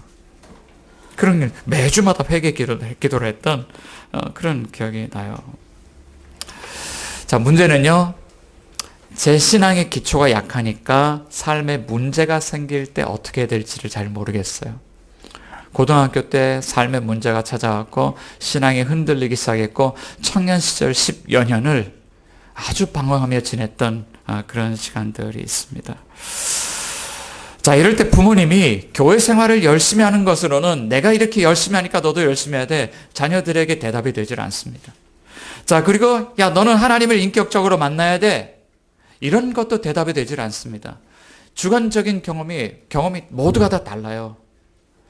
그리고 어떤 사람은 인생에 평생 가면서 한번 할까 말까 한 경험이에요. 이런 걸 가지고 너가 하나님을 인격적으로 만나면, 영적으로 만나면, 어떤 체험을 하면 너의 삶이 달라질 거야. 그런데 이거 언제 만납니까? 자, 그럼 어떻게 될까? 우리 무너졌던 이 가정을 어떻게 되살릴 수 있을까? 자, 우리 두 번째 메시지인데요. 같이 한번 읽어볼게요. 시작. 주 안에서 다시 시작할 수 있습니다. 처음 본문은 분명하게 이야기를 해요. 주 안에서. 주 안에서라고 이야기를 해요. 정말 내 인생에 내가 우리 부모가 신앙생활을 오랫동안 하면서 또는 짧게 하면서 내가 알아왔던 복음의 내용들, 우리가 믿음의 내용들, 이런 것들 우리가 참 알고는 있지만 점검해야 될 것이 있습니다. 내가 믿는 예수님, 메시아이신 그분이 정말 내 삶의 주인이신가, 주님이신가. 오늘 우리 기도자 우리 경준 형제님이 예수님 당신 나의 왕이십니다 선포하게 됐는데 그 기도를 들으면서 제가 얼마나 감사했는지. 정말 주님 내 삶의 주인이신가. 자, 우리에게는요 다시 한번 시작할 수 있는 기회가 있습니다. 높이뛰기 경기를 보니까요, 무슨 선수죠? 우리 높이뛰기 대표 선수. 갑자기 이름이 요즘 갑자기 기억이 안 나요. 예, 넘었는데요. 근데 정말 새처럼 날아서 넘어가는 그 선수도 걸리는 지점이 있더라고요.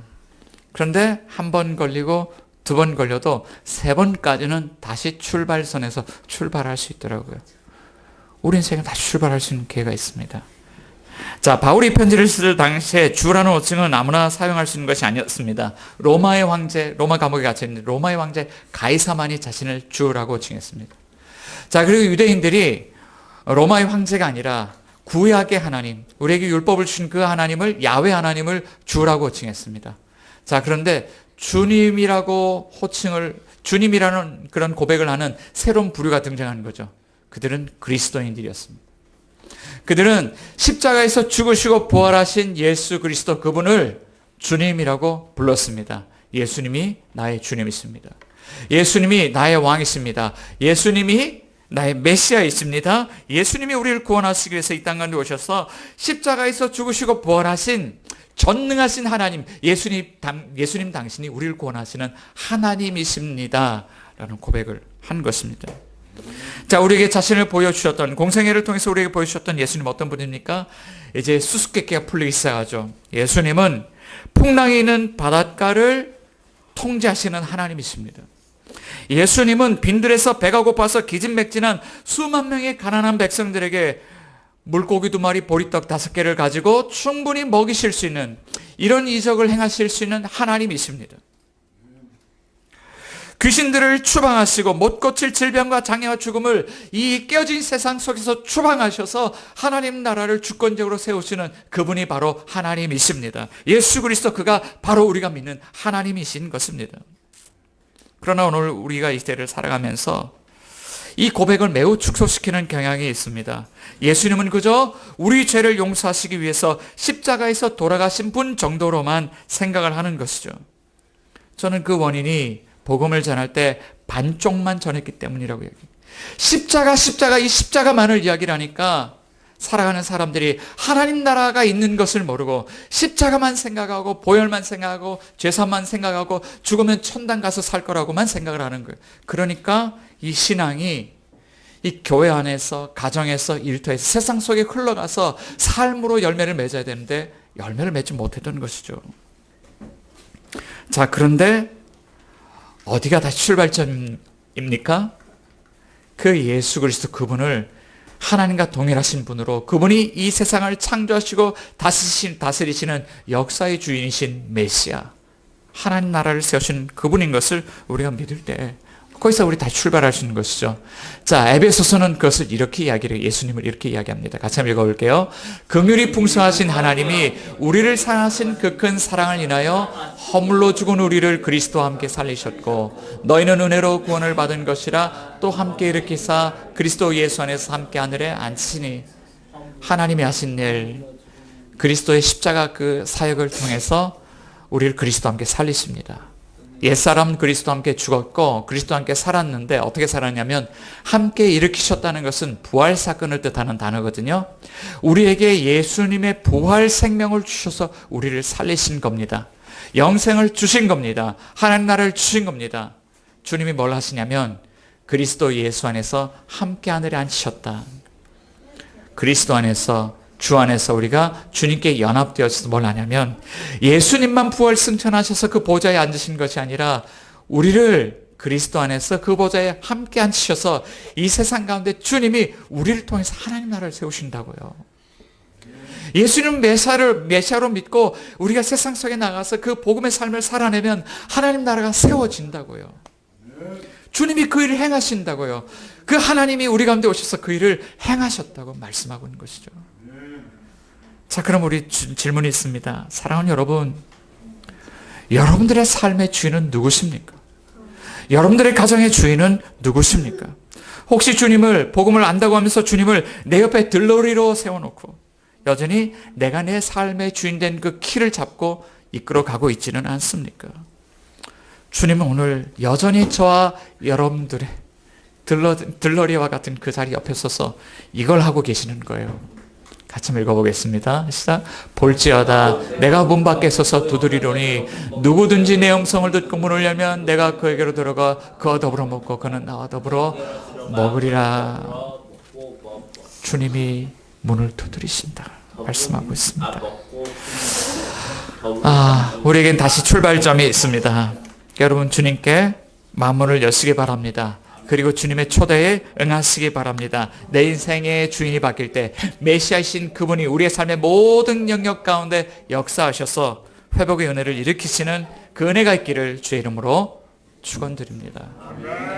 오늘 말씀 가지고 같이 한번 기도하겠습니다.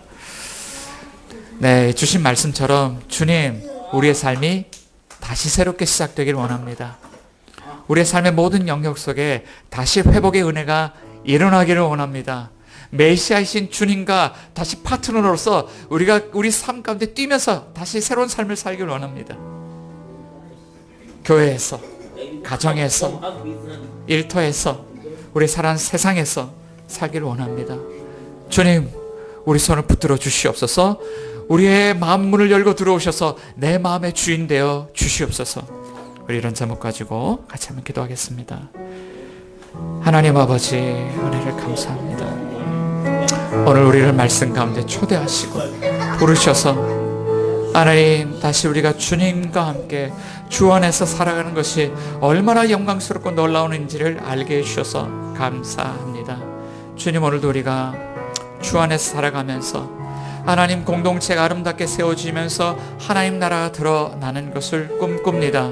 하나님, 교회뿐만 아니라 특별히 오늘도 자녀와 부모의 관계 사이에서 말씀을 주셨는데 우리 가정 안에서 회복이 일어나게 하시고, 우리 자녀들 가운데 회복이 일어나게 하시고, 우리 부모들 가운데 회복이 일어나게 하시고, 하나님, 우리 가정뿐만 아니라 온 세상 가운데 하나님의 능력이 흘러들어가 하나님 나라가 회복되는 놀라운 은혜가 일어나게 하여 주시옵소서. 오늘 우리 믿음 가운데 성령께서 역사하여 주시고 우리의 믿음이 새로워지고 우리의 삶이 회복되는 은혜가 있게 하여 주시옵소서. 감사합니다. 예수님의 이름으로 기도드립니다. 아멘.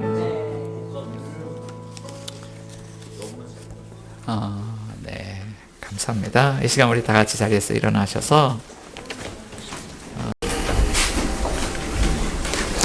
네, 여러분, 복음을 믿고 신앙생활을 한다는 것은 어떤 의미가 있을까요? 내가 예수 믿고 신앙생활 한다는 것, 교회 나와서 예배를 드린다는 것일까요? 아니면 말씀을 열심히 읽고 말씀대로 살려고 이렇게 몸부림을 치는 것일까요? 아니면 기도 생활을 열심히 한다는 것일까요? 아니면 제자 훈련을 받고 제자의 도를 따라 살려고 애쓰는 것일까요? 여러분, 복음을 믿고 신앙생활을 한다는 것의 의미는 무엇일까요? 자, 예수님을 믿고 신앙생활을 한다는 것은 삶의 모든 영역 가운데 관계의 회복이 일어난다는 것을 의미합니다.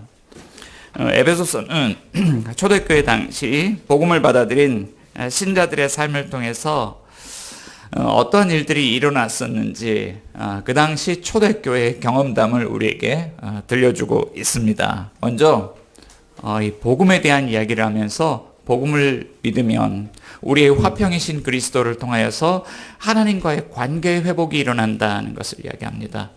유대인이나 이방인이나 차별이 없습니다. 누구든지 그리스도 안에서 하나님과의 관계 회복이 일어나죠.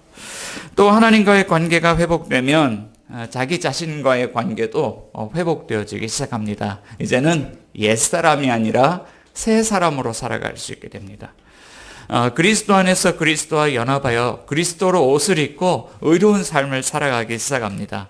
그리스도 안에서 용납된 존재로, 용서받은 존재로, 하나님의 놀라운 사랑과 은혜를 받은 존재로 살아가기 시작합니다. 또 자신과의 관계가 회복되면 이제 그리스도 안에서 만난 우리 형제 자매들과 서로 사랑하며 살아가게 되죠. 그리스도 안에서 만난 형제 자매들, 자, 그들이 모여서 그리스도의 몸이 되고 하나님의 가족이 되고 성령이 전이 된다는 이야기를 하죠. 자, 그 공동체를 뭐라고 이야기할까요? 이 공동체가 교회의 머리 되신 주님을 중심으로 해서 이제 우리 교회 공동체가 탄생하게 되는 것이죠. 자, 그런데 그리스도 안에 있는 이 사람들은 이 그리스도 안에서만 사랑하지 않습니다. 하나님께서 우리에게 부어주신 사랑이 얼마나 충만한지, 그 사랑의 깊이와 너비와 길이를 우리가 측량할 수 없을 정도로 그 사랑을 받는데, 그 사랑이 그리스도 안에서 흘러넘쳐서 그리스도 밖에 있는 우리의 이웃들을 향해 흘러가기 시작하죠. 가장 가깝게는 가정을 향해서 흘러갑니다. 자, 그러니까 이 에베소서에서 아내와 남편의 관계를 다룹니다. 그리고 자녀와 부모의 관계를 다룹니다. 이 가정도 하나님의 사랑으로 회복되기 시작합니다. 그리고 이 관계가 또 흘러넘쳐서 일터를 향해서 올라갑니다. 여기서 이제 종과 상전의 관계라고 이야기를 하는데, 요즘 우리말로 하면 노동자와 경영진 혹은 직원들과 기업 오너 간의 관계가 회복되기 시작하죠. 그렇게 해서 이 복음의 은혜가 흘러넘쳐서 세상 가운데 나가서 이 세상 가운데 하나님 나라를 드러낸다는 것을 우리에게 이야기를 해주고 있습니다. 자, 오늘 본문은 이런 맥락 속에서 에베소 6장 1절에서 4절은 자녀와 부모의 관계를 다루고 있습니다. 우리 가정 안에서 이 복음을 믿고 신앙생활을 한다는 것을 어떻게 해야 되냐. 뭐 예배만 잘 드리는 게 아니죠. 이 우리가 복음 믿고 신앙생활을 한다는 것은요, 가정에서의 삶이 있다는 것을 이야기하고 있습니다. 자, 그런데 매년 이맘때가 되면 많은 목회자들이 이 본문을 가지고 각 교회들마다 설교를 참 많이 하세요. 그러다 보니까 여러 교회 설교를 들어본 성도님들이 이 본문을 만나면 지난해 들었던 그 말씀 또 듣는 거 아닐까, 또 진부한 이야기를 듣는 거 아닐까, 이런 생각을 할 수도 있을 것 같습니다. 말씀을 준비하면서 아마도 진부한 이야기지 않을까? 저도 그렇게 생각을 했습니다. 그럴 수도 있을 것 같아요. 자, 그런데 이 말씀은 아무리 들어도 지나침이 없다고 생각합니다. 왜냐하면 각 가정 안에서 이 말씀을 우리가 담아내고 살아내지 못해서 이 가정 안에서의 관계의 어려움을 겪는 가정들이 참 많기 때문입니다. 우리는 부모 자녀 사이의 관계, 자녀와 부모의 관계를 가장 쉽다고 생각을 하지만 또 관계에 문제가 생겼을 때 이것만큼 어려운 관계가 없는 것을 경험하게 되지요. 여러분들 가정 안에서 어떻게 신앙생활을 하고 있습니까?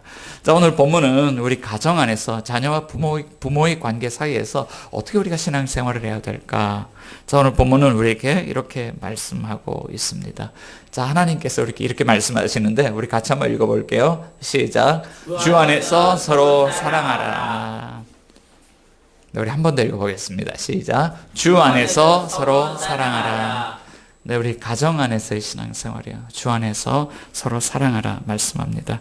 자, 오늘 본문은 1절부터 4절까지 참 짧은 본문인데 두 단락으로 이렇게 구성이 되어 있습니다. 1절부터 3절까지는 자녀들에 대한 권면, 그리고 4절은 아버지들에 대한 권면입니다.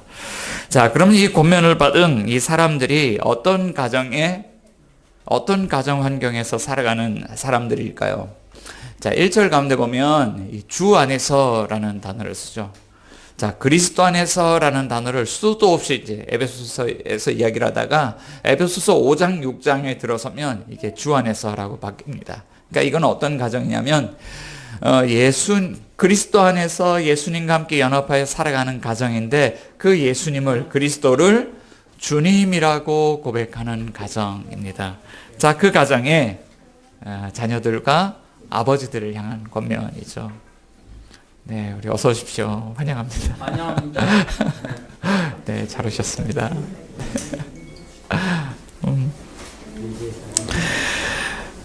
자, 그러면 이 주 안에 있는 가정에 살아가는 자녀들, 또 아버지들이 이 주 안에서 어떻게 신앙생활을 해야 될까요? 자, 1절에서 3절 말씀을 보면 이렇게 말씀하고 있는 거예요. 우리 같이 한번 읽어볼게요. 시작. 자녀들아, 주 안에서 너희 부모에게 순종하라. 이것이 옳으니라. 내 아버지와 어머니를 공경하라. 이것은 약속 있는 첫 계명이니 이로써 네가 잘되고 땅에서 장수하리라. 아멘. 자, 바울은 주 안에 있는 가정의 자녀들을 향해서 두 가지 권면을 합니다. 1절 가운데 보면 주 안에서 너희 부모에게 순종해라. 왜 순종해야 될까요? 이것이 옳기 때문이다. 자, 그런데 여기서 한 가지 질문이 있는데 성경을 보니까 옳다, 그르다 이런 이야기들이 나오잖아요. 자, 무엇이 기준일까요? 무엇이 기준이 되기에 옳다, 그르다라고 이야기를 할까요? 자, 우리 에베소서를 참 많이 읽기도 하는데요. 이 에베소서는 성경에서 바울 서신 가운데 옥중 서신으로 분류되는 서신 편지글입니다. 바울이 로마 감옥에 2년간 갇혀 있을 때 이때 이제 어떤 문제를 겪고 있는 지역 교회들을 향해서 네 통의 편지를 씁니다. 에베소서, 빌립보서, 골로새서, 빌레몬서. 자, 그런데 그 네 통의 서신서들 가운데, 편지글들 가운데 에베소서하고 무척이나 닮아 있는 편지가 또 한 통이 있어요. 어떤 편지일까요? 골로새서예요. 마치 요약본 같기도 하고 마치 주석서 같기도 하고 서로 상호 보완하는 이런 내용들이 있거든요. 자, 그러니까 골로새서 안에는 에베소서 6장 1절 4절 이 본문과 병행되는 본문이 있습니다. 골로새서 3장 20절과 21절인데 골로새서 3장 20절 가운데 보면 골로새 교회는 이런 권면을 해요. 같이 한번 읽어볼게요. 시작. 자녀들아 모든 일에 부모에게 순종하라. 이는 주 안에서 기쁘게 하는 것이니라. 네, 이게 주 안에서라는 이 구절을 강조를 하다 보니까 이렇게 번역이 됐는데 영어 성경에서는 어떻게 번역하고 있냐면 이것이 주님을 기쁘시게 한다라고 번역을 하고 있어요. 그러니까 우리가 주 안에서 부모에게 순종해야 되는데 왜 순종해야 됩니까? 기준은 이겁니다. 이것이 이 말씀, 이 계명을 주신 주님을 기쁘시게 하는 거예요. 하나님이 기뻐하신다는 거예요. 그러니까 우리 마음의 동기가 가정에서 하나님을 기쁘시게 하는 일이 뭘까? 가정에서 하나님을 예배하는 일이 뭘까? 부모님께 순종하는 겁니다. 자, 그런데 두 번째 권면이 또 있죠. 내 아버지와 어머니를 공경하라. 자, 10계명 출애굽기 20장 가운데 보면 10가지 계명이 나오는데 그 가운데 5번째 계명이 내 부모를 공경하라라는 그런 계명입니다. 자, 그것과 이제 같은 계명이에요. 내 아버지 어머니를 공경하라. 자, 그럼 가정에서 이 부모님을 어떻게 공경할 수 있을까요? 저는 요즘 이제 영어 성경 같이 이렇게 읽다 보니까 누가 번역을 했는지 기가 막힌 번역을 했는데 영어 성경은 이렇게 번역하고 있습니다. 내 아버지와 어머니를 명예롭게 하라. Honor your father and mother. 이렇게 번역을 하고 있습니다. 명예롭게 하라는 거예요. 이렇게 우리 아이들하고 비슷한 또래 부모님들 만나서 교제를 하다 보면 서로 대화를 하다가 서로에 대한 최고의 찬사가 있습니다. 서로 이제 우리 부모로 살아가면서 최고의 찬사는 뭐냐면 어떻게 자녀들을 이렇게 잘 키우셨습니까? 우리가 보기에는 뭐 그런 것 같지는 않은데 그런데 이런 찬사를 어떻게 아이들이 이렇게 잘 키우셨습니까? 최고의 찬사죠. 그러니까 아이들이 살아가면서 사실은 부모님의 영광, 부모님 명예, 부모님 얼굴 이런 걸 아이들이 드러내주는 것입니다. 자, 그래서 이 계명을 이렇게 지키라는 거예요. 내 부모에게 순종하고 내 부모를 공경하라. 자, 그런데 이것을 보면 가정에서 이런 겁니다. 주 너의 하나님을 사랑하고 내 이웃을 사랑하라.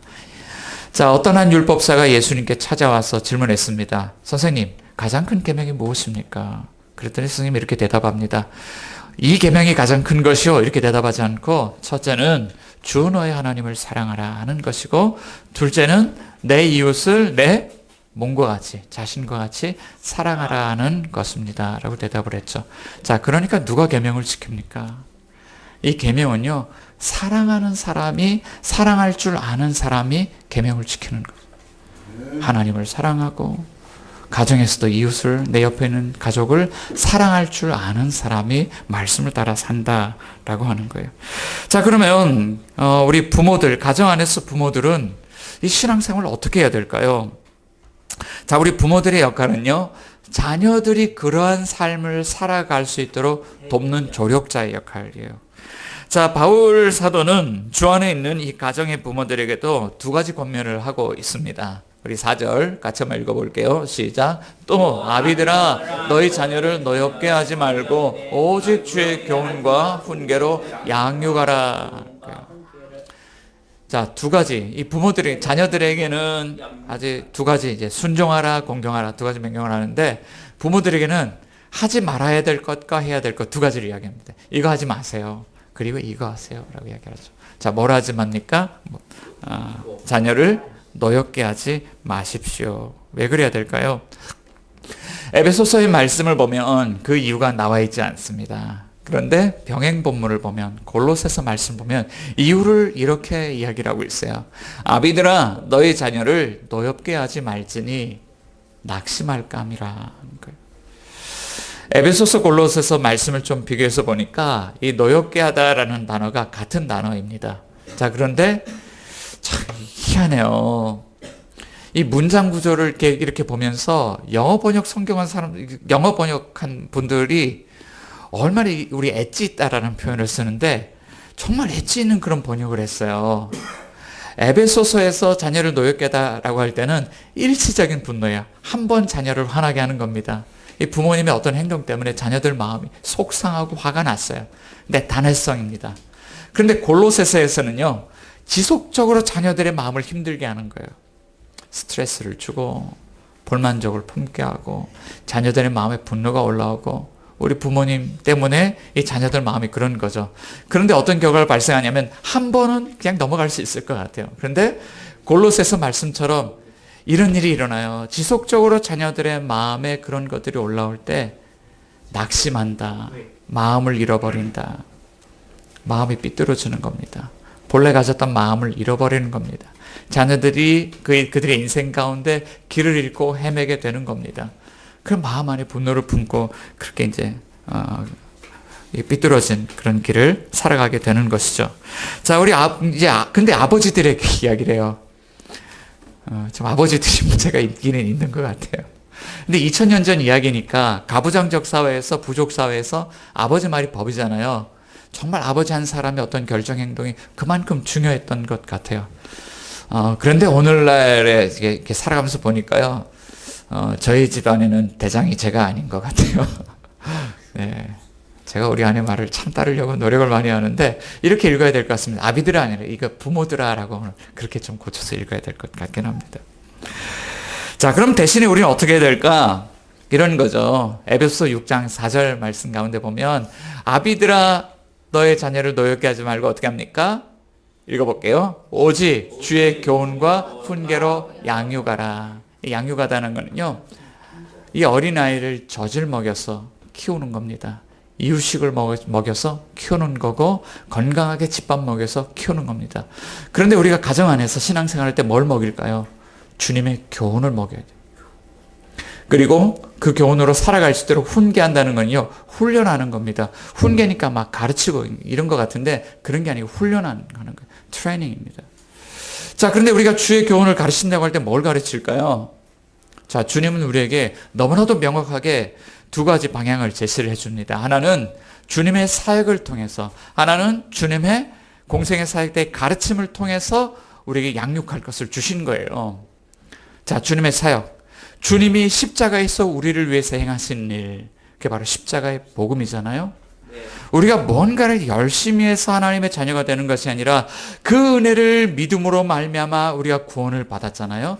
하나님 우리에게 구원의 선물을 주셨는데 이것이 행위에서 난 것이 아니다라고 에베소서 말씀합니다. 자, 그러니까 이 십자가의 은혜, 십자가의 복음, 그 십자가의 능력을 자녀들에게 가르쳐 주셔서 그 은혜를 믿음으로 살아갈 수 있도록 하는 거죠. 이 은혜가 하나님과의 관계를 회복하게 합니다. 자, 그리고 주님의 가르침을 우리가 또 전수를 하는 거예요. 자, 예수님이 공생의 사역을 시작하면서 제자들에게 무엇을 가르치셨을까요? 예수님의 첫 번째 메시지. 마가복음 1장 14절 15절 가운데 나오는데 때가 찼고 하나님 나라가 가까이 왔으니 회개하고 복음을 믿어라. 복음 믿을 때 어떤 일이 일어납니까? 하나님 나라가 임하죠. 예수님의 가르침의 중심 사상이 무엇입니까? 하나님 나라입니다. 하나님 나라가 임한다는 것을 가르치는 거예요. 예수님을 믿고 하나님과의 관계가 회복되어지고 우리 자신과의 관계성, 우리 자신의 정체성이 회복되어지고 그리고 교회 안에서 우리가 그리스도 안에서 형제자매들을 사랑할 수 있게 되고 가정 안에서 그렇게 신앙생활을 할 수 있게 되고 일터에서 그렇게 신앙생활을 할 수 있게 되고 세상 속에서 그런 역할을 하면서 살아갈 수 있게 될 때 그럴 때 온 땅 가운데 하나님 나라가 회복되어지더라라는 그 이야기를 우리 자녀들에게 가르쳐 주는 것이죠. 자, 가정에서 부모가 해야 될 일은 이 십자가의 복음, 이 하나님 나라의 복음을 전수하는 것을 통해서 자녀들이 하나님과의 관계를 회복하고 주님을 사랑하게 하고 이웃을 사랑하며 살아갈 수 있도록 건강한 정체성을 가지고 살아갈 수 있도록 이런 돕는 역할을 하는 것이 부모의 역할이다라고 이야기를 하고 있습니다. 자, 그렇지만 오늘 한국교회 상황을 돌아보면서 한번 진단해 보겠습니다. 어떤 상황일까요? 오늘 한국교회 젊은이들이 교회를 떠나고 있습니다. 다음 세대 자녀들이 신앙을 잃고 방황을 하고 있습니다. 급격하게 기독교인들의 숫자가 줄고 있고 교회는 노령화되고 문 닫는 교회들이 속출하고 있습니다. 왜 그렇게 됐을까? 왜 다음 세대가 무너지고 있을까? 자, 이럴 때 우리는 어떻게 해야 될까? 우리의 역할은 무엇일까? 특별히 오늘 본문은 우리에게 가정신앙의 회복이 시급하다는 이야기를 들려주고 있죠. 자, 저는 한국교회 상황이 이렇게 될 수밖에 없는 두 가지 이유가 있다고 생각을 하는데요. 첫 번째 이유는요, 위탁교육입니다. 이 부모가 아이들을 주일학교에 열심히 보내면 그들이 바른 신앙 안에서 자랄 거라고 생각을 했습니다. 물론 효과가 있습니다. 제가 청소년 부서를 맡아서 교육 사역을 했던 것이 한 20년쯤 지난 것 같습니다. 당시 어떤 우리 성도님, 학부모님, 성도님에게 전화가 걸려왔습니다. 그때 전도사였죠. 전도사님, 우리 아이가 분명히 교회 간다고 했는데 교회 왔습니까? 그리고 또 말씀하시기를, 왜 전도사님 우리 아이 관리를 하지 않습니까? 그 아이가 안 왔던 거죠. 근데 이야기를 들어보니까 이런 것이었습니다. 엄마, 나 교회 갔다 올게요. 그러고 나서 예배 현장으로 오지 않고 PC방으로 샌 겁니다. PC방 가서 게임을 열심히 하다가 이제 마칠 때쯤, 엄마가 교회 돌아올 때쯤 돼서 시간 맞춰서 집으로 간 겁니다. 엄마, 나 교회 잘 갔다 왔어요. 그런데 몇 주간을 그렇게 했는데 교회 이제 안 나온 거죠. 근데 관리는 안 됐고 엄마가 그 사실을 알게 됐습니다. 그래서 속이 상하셔서 전화를 하게 된 거죠. 자, 그래서 이 문제 때문에 한동안 우리 그때 제가 중등부 사역을 하고 있었는데 우리 선생님들이 PC방 앞에 가서 문을 지키고 있는 해프닝이 몇 주 동안 지속이 된 일도 있습니다. 자, 그런데 안타까웠던 것은 선생님들이 참 열심히 같이 사역을 하셨어요. 그런데 아이들이 교회를 결국엔 몇 년 후에 떠나가게 된 겁니다. 자, 당시 저희 중등부에 청소년 제자 훈련이 아주 열심히 잘 돌아가고 있었습니다. 그리고 아침에 우리 선생님들과 조를 짜서 학교 신방을 열심히 다녔습니다. 간식을 싸들고 가서 아이들 만나서 기도해주고 같이 간식도 먹고 아침에 파이팅을 해주고 학교 신방을 열심히 다녔습니다. 또 주일 예배를 마치면 아이들이 또 모여서 같이 운동 경기를 하고 성경을 암송을 할 수 있는 어하나라는 그런 프로그램이 있었습니다. 그러니까 아이들이 신앙적으로 이렇게 자라갈 수 있는 그런 좋은 프로그램들, 환경들이 있었습니다. 그런데 이렇게 열심히 하고 해서 숫자도 늘어났어요. 청소년 부서 부흥을 했습니다. 자, 그런데 이 아이들 가운데 어떤 아이들은 교회를 떠나가는 아이들이 있었습니다. 그러니까 고등부 가고 청년부 갈 때 교회를 떠나가는 거예요. 그런데 떠나가는 아이들의 모두가 다 그렇지는 않겠지만 그 아이들 중에는 어떤 교회가 원인이 돼서 떠난 아이들도 있겠지만 또는 개인적인 어떤 일탈이 있어서 떠나간 아이들도 있겠지만 그런데 안타깝게도 가정에서 이 아이들이 신앙 안에서 건강하게 자라갈 수 있는 환경이 좀 못 되어주는 것 같아요. 그러니까 가정 최후의 보루인 그런 가정에서 이 아이들을 지키지 못하는 거죠. 그런데 성경 말씀을 읽어보면 놀랍게도 이 아이들 신앙교육의 주체가 누구인지를 분명하게 하나님 우리에게 말씀하십니다. 이스라엘아 들으라. 그래서 너는 마음을 다하고 뜻을 다하고 힘을 다하여 내 하나님 여호와를 사랑하라 그러면서 이걸 누가 누구에게 가르치냐? 신명기 6장 7절 가운데 보면 내 자녀에게 부지런히 가르치라는 거예요. 우리 부모에게, 우리 부모가 최고의 보루죠. 아이들에게 가르쳐라. 성경은 그렇게 말씀하고 있어요. 자, 그런데 우리 이런 가정신앙이 무너질 때 두 번째 이유가 있는데요. 이거는요, 우리 부모의 무지입니다. 우리 부모가 준비가 잘 되지 않았습니다. 자, 양육은 평신도 가정이 아니라 목회자 가정에서도 참 쉽지 않습니다. 모태신앙으로 태어나서 유아 세례를 받고 일정 기간이 지나면 입교를 통해서 신앙에 입문을 하게 됩니다. 제가 그랬죠. 저희 부모님도 이렇게 목회를 하셨는데 개척교회 목회도 하시고 또 이렇게 중간 조직교회 목회도 하시고 하셨는데 목회자 가정에서 태어나서 유아 세례를 받고 중학교 3학년이 될 때 입교 문답을 하고 입교를 해서 신앙에 입문을 했습니다. 그런데 그때 입교 문답할 때 그때 제가 저희 아버님 목사님이시고 그 당회실에서 이렇게 문답을 하는데 저희 아버님도 좀 당황했고 저도 충격받았던 일이 있었어요. 그날 제가 대답을 못했어요.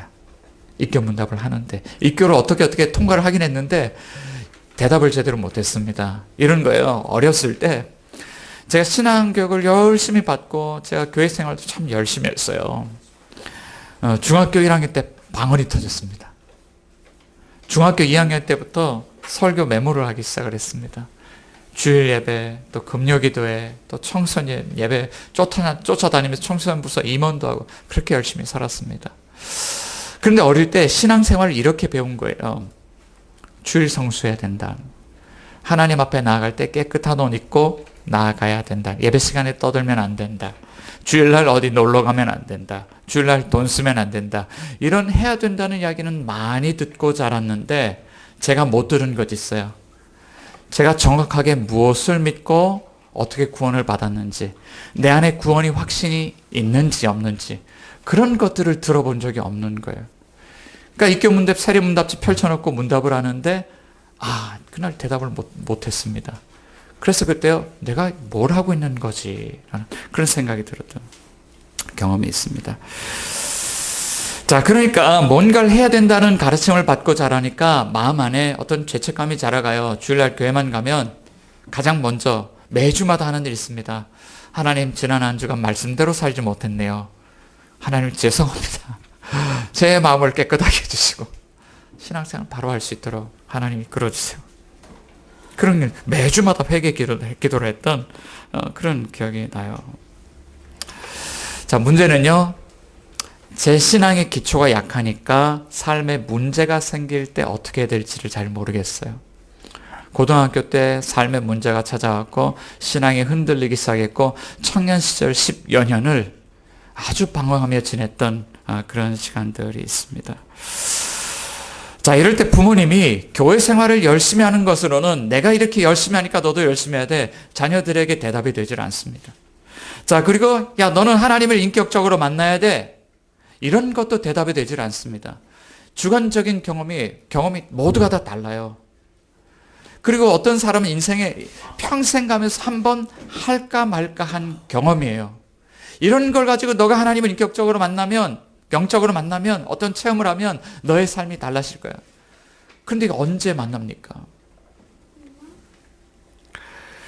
자, 그럼 어떻게 될까? 우리 무너졌던 이 가정을 어떻게 되살릴 수 있을까? 자, 우리 두 번째 메시지인데요. 같이 한번 읽어볼게요. 시작. 주 안에서 다시 시작할 수 있습니다. 처음 본문은 분명하게 이야기를 해요. 주 안에서. 주 안에서라고 이야기를 해요. 정말 내 인생에 내가 우리 부모가 신앙생활을 오랫동안 하면서 또는 짧게 하면서 내가 알아왔던 복음의 내용들, 우리가 믿음의 내용들, 이런 것들 우리가 참 알고는 있지만 점검해야 될 것이 있습니다. 내가 믿는 예수님, 메시아이신 그분이 정말 내 삶의 주인이신가, 주님이신가. 오늘 우리 기도자 우리 경진 형제님이 예수님 당신 나의 왕이십니다 선포하기도 했는데 그 기도를 들으면서 제가 얼마나 감사했는지. 정말 주님 내 삶의 주인이신가. 자, 우리에게는요 다시 한번 시작할 수 있는 기회가 있습니다. 높이뛰기 경기를 보니까요, 무슨 선수죠? 우리 높이뛰기 대표 선수. 갑자기 이름이 요즘 갑자기 기억이 안 나요.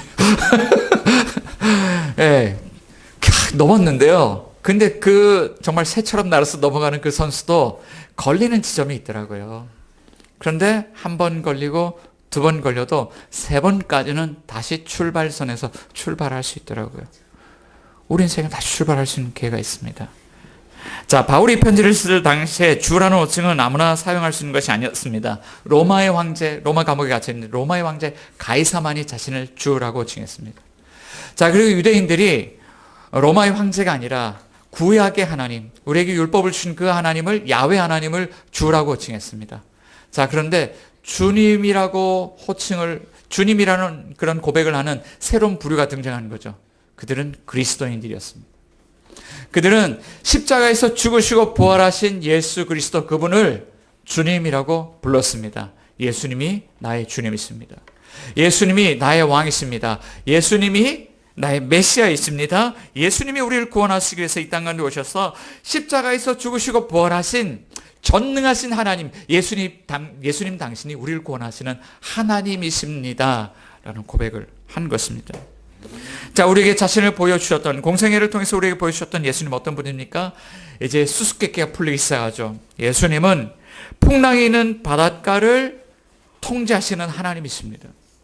예수님은 빈들에서 배가 고파서 기진맥진한 수만 명의 가난한 백성들에게 물고기 2마리, 보리떡 5개를 가지고 충분히 먹이실 수 있는, 이런 이적을 행하실 수 있는 하나님이십니다. 귀신들을 추방하시고 못 고칠 질병과 장애와 죽음을 이 깨어진 세상 속에서 추방하셔서 하나님 나라를 주권적으로 세우시는 그분이 바로 하나님이십니다. 예수 그리스도, 그가 바로 우리가 믿는 하나님이신 것입니다.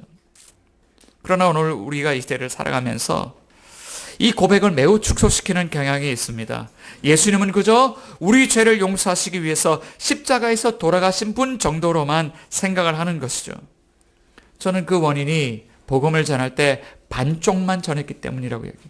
십자가 이 십자가만을 이야기를 하니까 살아가는 사람들이 하나님 나라가 있는 것을 모르고 십자가만 생각하고 보혈만 생각하고 죄사만 생각하고 죽으면 천당 가서 살 거라고만 생각을 하는 거예요. 그러니까 이 신앙이 이 교회 안에서, 가정에서, 일터에서, 세상 속에 흘러가서 삶으로 열매를 맺어야 되는데 열매를 맺지 못했던 것이죠. 자, 그런데 어디가 다시 출발점입니까? 그 예수 그리스도, 그분을 하나님과 동일하신 분으로, 그분이 이 세상을 창조하시고 다스리시는 역사의 주인이신 메시아, 하나님 나라를 세우신 그분인 것을 우리가 믿을 때 거기서 우리 다시 출발할 수 있는 것이죠. 자, 에베소서는 그것을 이렇게 예수님을 이렇게 이야기합니다. 같이 한번 읽어볼게요. 긍휼이 풍성하신 하나님이 우리를 사랑하신 그 큰 사랑을 인하여 허물로 죽은 우리를 그리스도와 함께 살리셨고, 너희는 은혜로 구원을 받은 것이라 또 함께 일으키사 그리스도 예수 안에서 함께 하늘에 앉히니, 하나님이 하신 일, 그리스도의 십자가 그 사역을 통해서 우리를 그리스도와 함께 살리십니다. 옛사람 그리스도와 함께 죽었고 그리스도와 함께 살았는데 어떻게 살았냐면, 함께 일으키셨다는 것은 부활 사건을 뜻하는 단어거든요. 우리에게 예수님의 부활 생명을 주셔서 우리를 살리신 겁니다. 영생을 주신 겁니다. 하나님 나라를 주신 겁니다. 주님이 뭘 하시냐면 그리스도 예수 안에서 함께 하늘에 앉히셨다. 그리스도 안에서, 주 안에서 우리가 주님께 연합되어서 뭘 하냐면, 예수님만 부활 승천하셔서 그 보좌에 앉으신 것이 아니라 우리를 그리스도 안에서 그 보좌에 함께 앉히셔서 이 세상 가운데 주님이 우리를 통해서 하나님 나라를 세우신다고요. 예수님 메시아로 믿고 우리가 세상 속에 나가서 그 복음의 삶을 살아내면 하나님 나라가 세워진다고요. 주님이 그 일을 행하신다고요. 그 하나님이 우리 가운데 오셔서 그 일을 행하셨다고 말씀하고 있는 것이죠. 자, 그럼 우리 질문이 있습니다. 사랑하는 여러분, 여러분들의 삶의 주인은 누구십니까? 여러분들의 가정의 주인은 누구십니까? 혹시 주님을, 복음을 안다고 하면서 주님을 내 옆에 들러리로 세워놓고 여전히 내가 내 삶의 주인 된 그 키를 잡고 이끌어가고 있지는 않습니까? 주님은 오늘 여전히 저와 여러분들의 들러리와 같은 그 자리 옆에 서서 이걸 하고 계시는 거예요. 같이 한번 읽어보겠습니다. 시작. 볼지어다 내가 문 밖에 서서 두드리노니 누구든지 내 음성을 듣고 문을 열면 내가 그에게로 들어가 그와 더불어 먹고 그는 나와 더불어 먹으리라. 주님이 문을 두드리신다 말씀하고 있습니다. 우리에겐 다시 출발점이 있습니다. 여러분, 주님께 마음문을 여시기 바랍니다. 그리고 주님의 초대에 응하시기 바랍니다. 내 인생의 주인이 바뀔 때 메시아이신 그분이 우리의 삶의 모든 영역 가운데 역사하셔서 회복의 은혜를 일으키시는 그 은혜가 있기를 주의 이름으로 축원드립니다. 오늘 말씀 가지고 같이 한번 기도하겠습니다. 네, 주신 말씀처럼 주님, 우리의 삶이 다시 새롭게 시작되기를 원합니다. 우리의 삶의 모든 영역 속에 다시 회복의 은혜가 일어나기를 원합니다. 메시아이신 주님과 다시 파트너로서 우리가 우리 삶 가운데 뛰면서 다시 새로운 삶을 살기를 원합니다.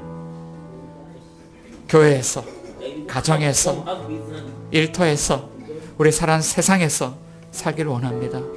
주님, 우리 손을 붙들어 주시옵소서. 우리의 마음 문을 열고 들어오셔서 내 마음의 주인 되어 주시옵소서. 우리 이런 제목 가지고 같이 한번 기도하겠습니다. 하나님 아버지, 은혜를 감사합니다.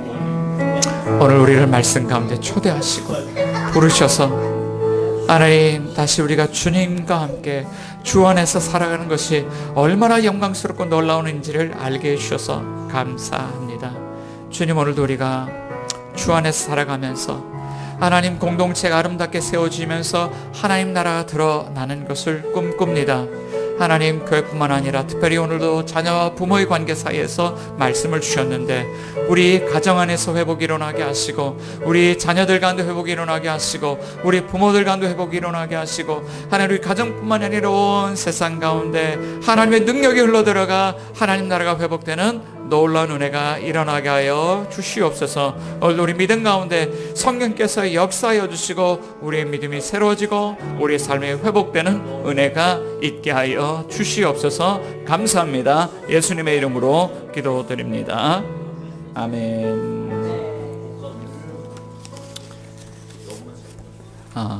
네, 감사합니다. 이 시간 우리 다 같이 자리에서 일어나셔서